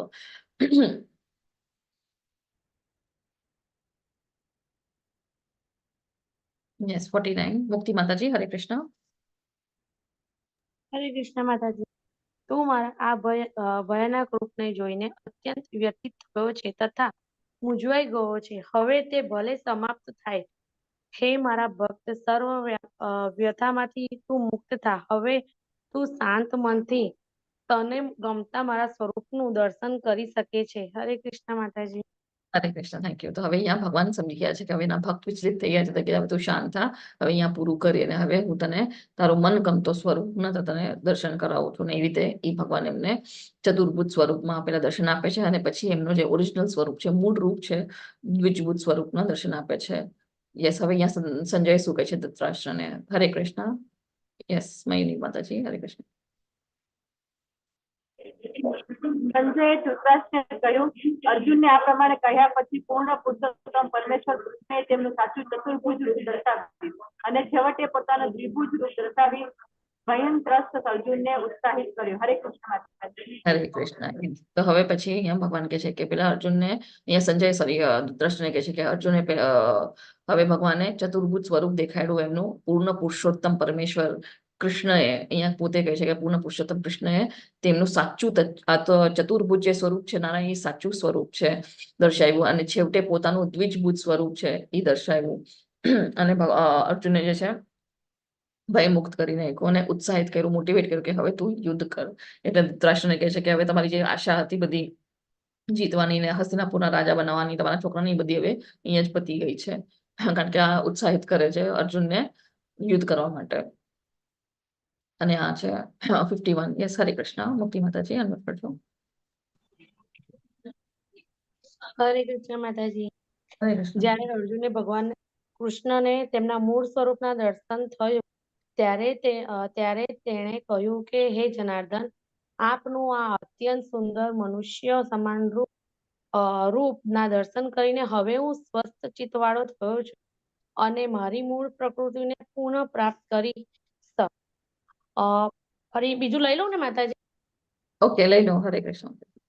પૂર્ણ પુરુષોત્તમ પરમેશ્વરે કહ્યું, હે અર્જુન, તું અત્યારે મારા જે રૂપને જોઈ રહ્યો છે તે દર્શન અતિ દુર્લભ છે. દેવો પણ અતિ પ્રિય રૂપના દર્શન કરવાનો અવસર સદૈવ શોધતા હોય છે. હરે કૃષ્ણ માતાજી. હરે કૃષ્ણ થેન્ક યુ માતાજી. તો અહીંયા હવે અર્જુન શું કહે છે કે તેમાં મૂળ રૂપના દર્શન થયું અને ત્યારે તેને કીધું શું કીધું કે હે જનાર્દન આપનું આ જે અત્યંત સુંદર મનુષ્ય સમાન રૂપ. તો આ ભગવાનનું જે રૂપ છે દ્વિજભૂત સ્વરૂપ શ્યામ સુંદર મુરલી મનોહર એ મનુષ્ય સમાન રૂપ છે અને સૌથી સુંદર રૂપ છે. તો એ હવે કહે છે કે આ રૂપ જોઈને હવે મારું જે ચિત્ત છે સ્વસ્થ થઈ ગયું છે. હવે એની ઓરિજિનલ રૂપમાં મૂળ પ્રકૃતિમાં આવી ગયો છે.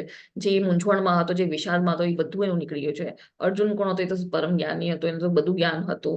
ગુડાકેશ વચ્ચે આપણે ગુડાકેશ શબ્દ જોતો. ગુડાકેશનો મતલબ શું? જેને અજ્ઞાનતાનો ઉપર કંટ્રોલ કરી નાખ્યું છે, જેને નિદ્રા ઉપર કંટ્રોલ કરી નાખ્યું છે, એને ગુડાકેશ કહેવાય છે. તો શું એવા અર્જુન કઈ કન્ફ્યુઝ હશે? કઈ એને ખબર નહીં હોય કે શું કરવાનું છે, શું એની ડ્યુટી છે, શું એનું ક્ષત્રિય ધર્મ છે? બધું એને જ્ઞાત છે. પણ ભગવાન એને ધારથી વિષાદમાં નાખે છે. એના માટે આપણા માટે કેવા પ્રશ્ન પૂછે ને આપણા માટે જવાબ એને આ ભગવદ્ ગીતા થ્રુ મળે.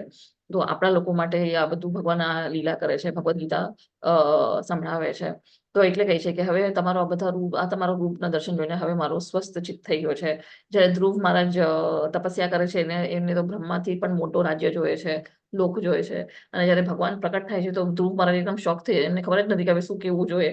કારણ કે ભગવાન સામે આવી જાય ભક્તિ કરતો એકદમ એકદમ શુદ્ધ ભાવ નહીં. ભગવાન સામે આપણને ખબર જ નહીં પડે કે ભગવાન સાથે શું વાત કરવાની છે. ભક્તિ કરીએ છે શુદ્ધ ભક્તોનું સાંભળ્યું હશે, મહિમા સાંભળી હશે, કેવી રીતે ભગવતની બધી કથાઓ સાંભળી હશે, કેવી રીતે મહિમા સ્તુતિ કરવી જોઈએ ભગવાનની, તો આપણને બોલતા આવડશે. પણ અચાનક આવી રીતે ભગવાન સામે આવશે તો આપણને બોલવાનું જ નહીં ખબર. તો ત્યારે ભગવાન શું કરે છે? એમનો શંખ એક હાથેથી શંખ અને બીજા હાથે પદ્મ ધ્રુવ મહારાજના મસ્તકમાં રાખીને ત્યારે પછી ધ્રુવ મહારાજ એકદમ જ્ઞાન પ્રકટ થાય છે અને પછી ભગવાનની સ્તુતિ કરવા માંડે છે. બ્રહ્માજીના પણ હૃદયમાં વેદાસ આપે છે ભગવાન. ત્યાર પછી આ બધું સૃષ્ટિનું સર્જન કરે છે ભગવાન. ખાલી પેલા કહે છે તપ, તો એ તપ કરીને પછી તપ કરવા બેસે છે. તો આવી રીતે જ્યારે ભગવાનના જે દર્શન થઈ જાય છે અર્જુનને, તો એ ખાસ સ્વસ્થ ચિત્તવાળા થઈ જાય છે. અને પછી અહીંયા ભગવાન શું કહે છે કે આ જે અત્યારે જે ભગવાનનું આ જે મૂળ સ્વરૂપ છે અને મૂળ રૂપ છે, ભગવાનનું ઓરિજિનલ રૂપ છે, બધા ધર્મમાં શું કહે છે કે આ ભગવાનના અંશ છે, ભગવાનના સંતાન છે, ભગવાનના પેગામ્બર છે, મેસેન્જર છે. પણ આપણને ખબર છે ભગવાન કોણ છે? તો આ ભગવાન છે જેનું મૂળ રૂપ છે મનુષ્ય જેવો સુંદર સ્વરૂપ છે. અને અહીંયા ભગવાન કહે છે કે આ જે મારું મૂળ રૂપ છે એને દર્શન કરવા માટે દેવી દેવતાઓ પણ આતુર હોય છે. એ લોકો પણ વેઇટ કરતા હોય છે કેવો અવસર મળે. જેમાં મહાદેવની એક સારી મસ્ત કથા છે. અત્યારના ટાઈમ છે કે નહીં આપણને યસ ફટાફટ કહો છો. તો જયારે ભગવાન વૃંદાવનમાં હોય છે, જન્મ લીધો હોય છે જસ્ટ, તો ત્યારે યશોદા મૈયા એમને મસ્ત પાલકીમાં રાખે છે, એમના ઘોડિયામાં રાખે છે. અને મહાદેવ આવે છે એકદમ સાધુના વેશમાં દર્શન કરવા માટે કે હવે મારા ઈષ્ટ આવ્યા છે, એમના દર્શન કરી આવું. તો ત્યારે યશોદા મૈયા કહે છે કે હા તમે જો આવો, અંદર લાલા છે અંદર ઘોડિયામાં. તો એ મસ્ત પરિક્રમા કરે છે ભગવાનના ઘોડિયાની અને દર્શન લે છે. તો ભગવાન પણ રાજી થાય છે, હસે છે, અને મહાદેવ પણ હસે છે. અને પછી શિવજી વાવયા જાય છે અને એમના એક વૃક્ષના ગામના બારે વૃક્ષના નીચે બેસી જાય છે તપસ્યા કરવા માટે, ભગવાનનું ધ્યાન કરવા માટે. એમના રૂપનું ધ્યાન કરે છે, ચિંતન કરે છે. અને એમનો તો અઘોરી રૂપ હોય છે, તો એ અઘોરી રૂપમાં ઓરિજિનલ રૂપમાં આવી જાય છે એમના. અને પછી ચિંતન કરતા કરતા એમને પાછું એકદમ વ્યાકુલતા થાય છે, એકદમ વિયોગ આવી જાય કે હવે મને ભગવાનના પાછા દર્શન કરવા છે. તો એ પાછા એ જ રૂપમાં વયા જાય છે એકદમ ઓલા થઈને કે બસ હવે મારાથી રહેવાતું નથી.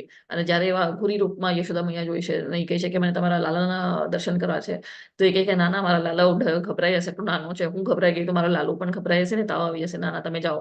એમ કરીને શિવજીને ભગાડી દે છે યશોદા મૈયા. તો શિવજીને બહુ દુઃખ થાય છે, એકદમ દુઃખી થઈને પાછા લીન થઈ જાય છે એમના ધ્યાનમાં વૃક્ષના નીચે, પણ એકદમ ઉદાસ હોય છે. અને ત્યાં કૃષ્ણ ભગવાનને તાવ આવી જાય છે. એમ તો નાના બાળકના રૂપમાં હોય છે ત્યારે. તો એકદમ તાવ આવી જાય છે. તો યશોદા મૈયા બધું કરે છે, ગૌમૂત્રથી સ્નાન કરાવે છે, ગાયના છાણથી લેપ લગાડે છે, બધી ગોપીઓ આવે છે, બધી નજર ઉતારે છે, કાળો ટીકો લગાડે છે, બધા ધૂપ ને આ બધું તે બધું કરે છે લોકો, પણ તાવ ઉતરતો નથી. પછી કોઈ કહે છે કે કોઈક હવે તાંત્રિક બાબાને જ બોલાવવા પડશે, વૈદિક બાબાને બોલાવવા પડશે જે આ બધું નજર ઉતારી શકે, કે એમને કંઈક ઔષધ આપી શકે. તો ત્યારે એક ગોપી કહે છે કે હા એક બાબા બેઠા છે ગામના બારે વૃક્ષના નીચે, બોલાયેલા હોય ને. તો જયારે બોલાવી લાવે છે તો એ જ અઘોરી બાબા આવે છે, એટલે શિવજી જ આવે છે. અને ત્યારે પછી તરત કૃષ્ણ ભગવાન એકદમ સ્વસ્થ થઈ જાય છે, કારણ કે ભગવાનને પણ છે કે મારા ભક્તના દર્શન ના થયા મને, તો એટલે એમને તાવ આવી જાય છે. અને જયારે એમના ભક્તને જોઈ છે, શિવજીને જોઈ છે, તો એકદમ સ્વસ્થ ચિત્તના થઈ જાય છે. અને શિવજી પણ એકદમ પ્રસન્ન થાય છે. તો દેવી દેવતા પણ આતુર હોય છે ભગવાનના દર્શન કરવા માટે. ગઈકાલે આપણે દેવકી માતાનું ઓલું ચિત્ર જોયું હતું કે દેવકી માતા જયારે મથુરા જેલમાં હતા, ગર્ભવતી હતા, તો ત્યારે બધા દેવી દેવતાઓ આવે છે, બધા ઋષિ મુનિ નારદ મુનિ બધા આવે છે દર્શન કરવા માટે, એ ભગવાનના દર્શન ના દર્શન કરવા માટે. યસ. તો હવે આપણે વિશ્વરૂપ કેવી રીતે જોઈ શકે છે?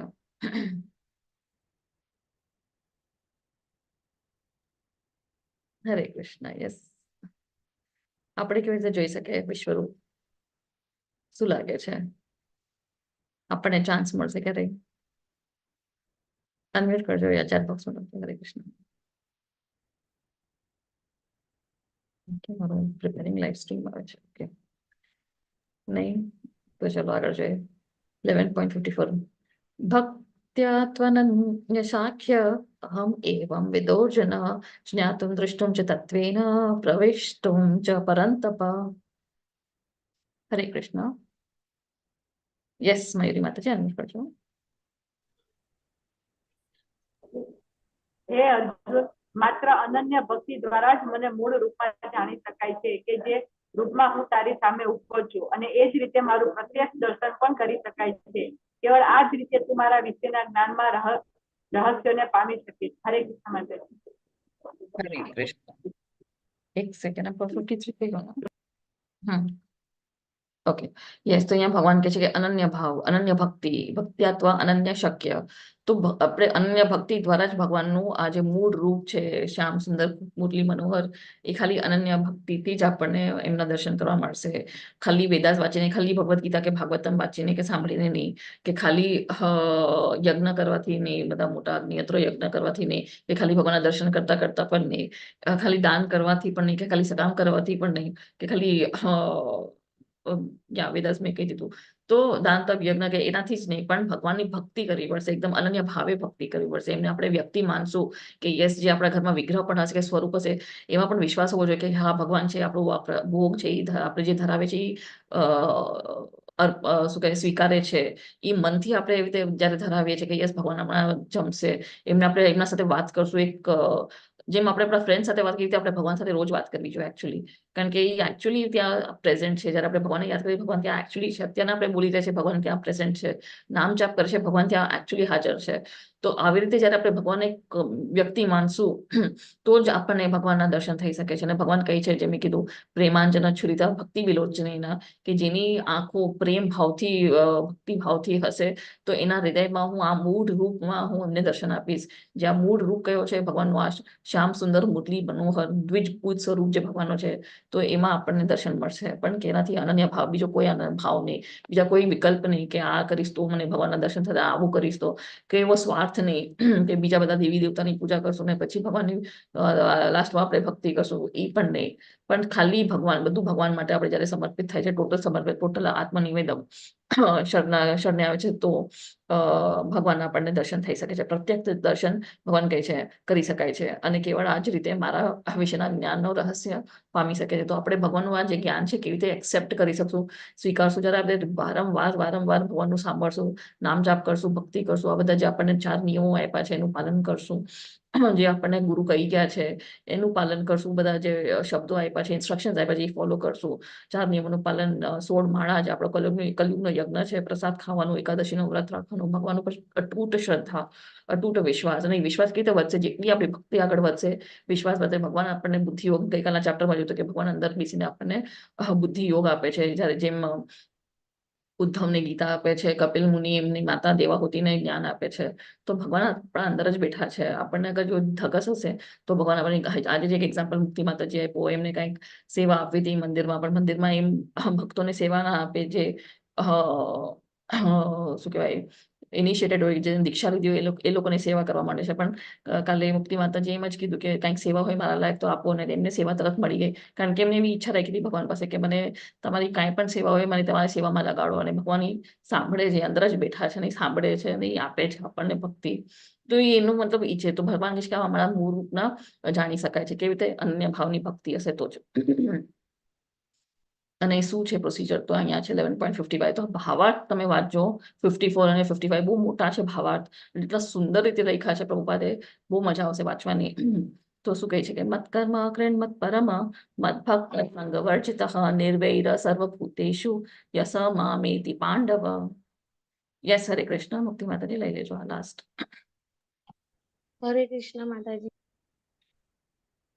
હે પ્રિય અર્જુન, સકામ કર્મ તથા માનસિક તર્ક વિતર્કના સંસર્ગ દોષોથી રહિત થઈને જે મારી શુદ્ધ ભક્તિમાં પરાયણ રહે છે, જે મારા માટે જ કર્મ કરે છે, જે મને જ જીવનું પરમ ધ્યેય માને છે અને જે જીવ માત્ર પ્રતિ મૈત્રી ભાવ રાખે છે, તે નક્કી મને પામે છે. હરે કૃષ્ણ.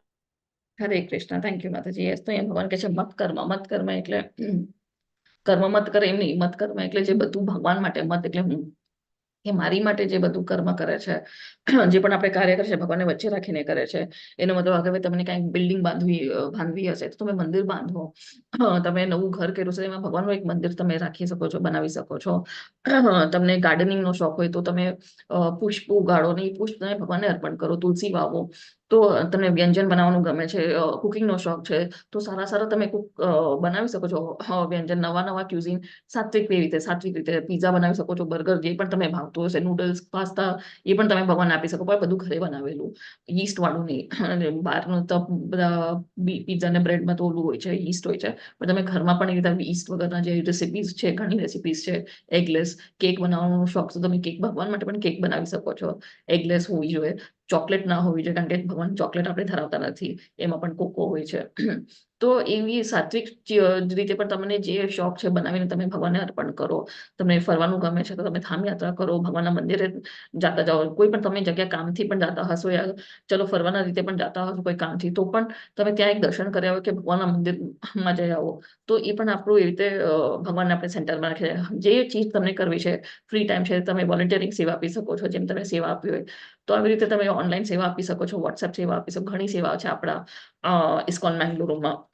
યા તો તમારા આસપાસ કોઈ ટેમ્પલ છે, તમે ત્યાં જઈને પણ સેવા આપી શકો છો. તમે પૂછી શકો છો એકદમ વિનમ્ર ભાવથી કે મને સેવા આપી છે, શું છે પ્રોસિજર. તો એવી રીતે તમને પણ ઇન્વોલ્વ કરી શકે છે ભક્તિમય સેવામાં. તો જે તમને શોખ છે, તમને પીપીટીઝ બનાવવાનો શોખ છે, તો તમે આવી રીતે સેવા આપી શકો છો. આ બધી પીપીટીઝ આપણા ભક્તોએ બનાવી છે, ટાઈમ કાઢીને વિડીયોઝ બનાવી શકો છો. પ્રમોશનલ વિડીયોઝ હોય છે. હવે નવો બેચ આવવાનો છે 4th નવેમ્બરના, નવા બેચના પ્રમોશનલ વિડીયોઝ બનાવે છે ઘણા, આપણા એક ડિવોટી છે. તો એવી રીતે તમે પણ પાર્ટિસિપેટ કરી શકો છો. પોસ્ટર્સ બનાવવાની સેવા છે, જે તમને આવડે છે, ફાવે છે. તમને સેલિંગ, તમે સેલ્સમાં સારા છો તો તમે ભગવદ્ ગીતાની સેલ્સ કરો, ભાગવતમ બુક્સની સેલ કરો. તો આ બધું આપણે કૃષ્ણ, બીજાને પણ કૃષ્ણનું જ્ઞાન આપે છે એમ કરીને. એમાં આપણને કોઈ કર્મના બંધનમાં નથી આવતા. તો મત કર્મ એટલે બધું આપણે ભગવાન માટે વચ્ચે રાખીને કર્મ કરે. મત પરમા એટલે જે કૃષ્ણના સંગમાં રહીને ધામમાં જે રહી છે, તો એ ઉચ્ચ કોટીના ભક્તો કહેવાય છે. જે ધામવાસી હોય છે, બ્રજવાસી છે, માયાપુરમાં જે ધામમાં રહે છે, તો જે પણ ભગવાનના ધામ છે જેમાં રહી છે, એ લોકો ઉચ્ચ કોટીના. એનો મતલબ એ નથી કે આપણે બધું ઘર છોડીને ધામમાં વયા જાય, ના, એમ નથી. આપણે પણ આપણા જ્યાં રહી છે ત્યાં ધામ બનાવી શકીએ છીએ. પ્રભુવાદ કહેતા હતા, જ્યાં તમે કૃષ્ણની ભક્તિ કરો છો એ જ ધામ થઈ જાય છે. તો પ્રભુવાદ તો વર્લ્ડ વાઇડ બધા ટેમ્પલ્સ બનાવ્યા છે.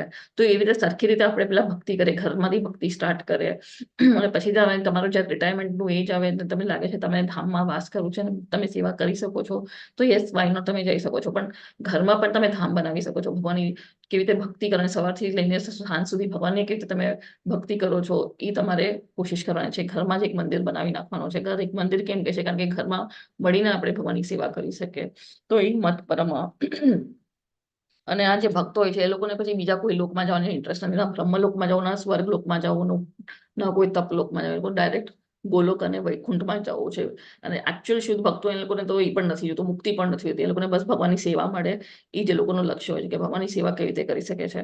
તો પ્રભુપાદ પણ અત્યારના વૈકુંઠમાં કે ગોલોકમાં નહીં હોય, બીજા કોઈ લોકમાં જઈને બીજા લોકોને પાછા ભક્ત બનાવતા હશે, કઈ ભગવાનના સેવામાં જ લાયકા હશે. એ ભગવાનના આવા શુદ્ધ ભક્તો હોય છે. અને પછી બીજું છે સંઘ વર્જિત. સંઘ વર્જિત એટલે જે કૃષ્ણના સંગમાં નથી, જેને કૃષ્ણને ભગવાન નથી માનતા કે ભક્તિમાં નથી માનતા, તો એવા સંઘથી આપણે દૂર રહેવાનો છે. એનો મતલબ નથી કે આપણે ઝઘડા કરવાના છે, પણ એ ઓટોમેટિક ભગવાન ભક્તિમાં આવશું, ભગવાન એવા આપણના સંજોગ ક્રિએટ કરશે કે આપણે ઓટોમેટિકલી જુદા પડી જશું એ સંઘમાંથી. અને પછી નિર્વૈર.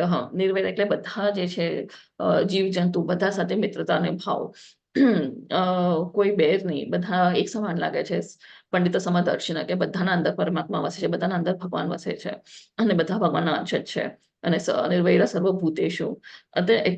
ઘણા લોકો જે ઘણા શુદ્ધ ભક્તો છે, ભગવાન માટે ઘણા ચેલેન્જીસ લીધા છે. હરિદાસ ઠાકોરને ઘણા એવા 21 બજારમાં બધા માયરા છે, પથ્થર ફેંકા છે, પબ્લિક ધુલાઈ થઈ છે એમની, પણ તોય એમને ભક્તિ મૂકી નથી. જીસસ ક્રાઇસ્ટ શું હતા, એને પણ ભગવાનનો પ્રચાર કરવા માટે જ આવ્યા હતા, પણ જે ભક્ત નહોતા તો એ લોકો બધા એમને ક્રુસિફાય કરી નાખે છે, કારણ કે કોઈને સાંભળવું જ નહોતું કે ભગવાનના બારામાં, તો એમને પોતાને ક્રુસિફાય. તો એ જીસસ ક્રાઇસ્ટ કોણ છે, એ પણ ભગવાનના કહે છે ને કે સન ઓફ ગોડ છે. પછી શીલા પ્રભુપાદે તો કેટલા એમને તો સ્ટ્રગલ્સ કર્યા છે ભગવાનના ભક્તિનો પ્રચાર કરવા માટે. એ તો શીલા પ્રભુપાદ લીલામૃત તમે વાંચો. પ્રહલાદ મહારાજને તો એના પોતાના પિતાએ એટલું ટોર્ચર કર્યું હતું, તો પણ એમને ભક્તિ નહોતી મૂકી. એ તો એમના ગુરુકુલમાં જઈને પણ બધા એમના જે અસુરકુલના જે બધા છોકરાઓ હતા બધાને ભક્તિ જાગતા હતા, અને પછી ભગવાન આવે છે અને એમની રક્ષા કરે છે. તો આજે શુદ્ધ ભક્તો એ બધી ભગવાન માટે જે પણ કષ્ટ હશે એ ઉપાડે છે, ભક્તિ નથી મૂકતા. દૃઢ નિશ્ચયથી એમની ભક્તિ હોય છે. અને અહીંયા રાઈટ હેન્ડ સાઈડમાં આપણને ખબર છે અજામિલની સ્ટોરી છે, કે જ્યારે અજામિલ એક વૈશ્યાના પાછળ આખું એનું ઘર બરબાદ કરી નાખે છે, અને પછી છેલ્લે જ્યારે એનું ટાઈમ આવે છે તો એ નારાયણ કરે એના છોકરાને બોલાવે છે, પણ એકચ્યુઅલી શું આવે, નારાયણ દૂતો આવે છે, એને પાછો એક મોકો આપે છે, અને પછી કાશીમાં જઈને ભગવાનની ભક્તિ કરે છે, અને આવી રીતે વિષ્ણુ આવીને એને પછી એમના વૈકુંઠમાં લઈ જાય છે, અને એ પણ ભગવાનની જેવી પ્રવૃત્તિ જે છે, નેચર છે, બોડી છે, એવી એમને પ્રાપ્ત થાય છે અને મુક્તિ મળે છે. તો આવી રીતે ભગવાનની જ્યારે આપણે ગોલ માનશું કે ભગવાનની ભક્તિ છે એ આપણો લાઈફનો ગોલ છે, એવી રીતે આપણે માનીએ ચાલશું, 24/7 ભગવાનનું આપણે વિચારશું, તો આપણને ભગવાનના દર્શન થવાના છે, તો આપણે ભગવાનને પ્રાપ્ત કરી શકવાના છે. અહીંયા ભગવાન એ કહે છે કે મૈત્રી ભાવ રાખે છે તે નક્કી મને પામે છે. તો આવી રીતે આ જે પ્રોસેસ છે આપણે ફોલો કરશું, ભગવદ્ ગીતામાં જે પણ ભગવાને કીધું છે એ આપણે ફોલો કરશું, તો નક્કી આપણે પણ પરફેક્શનમાં આવશું. સો અહીંયા આપણો આ ચેપ્ટર એન્ડ થાય છે.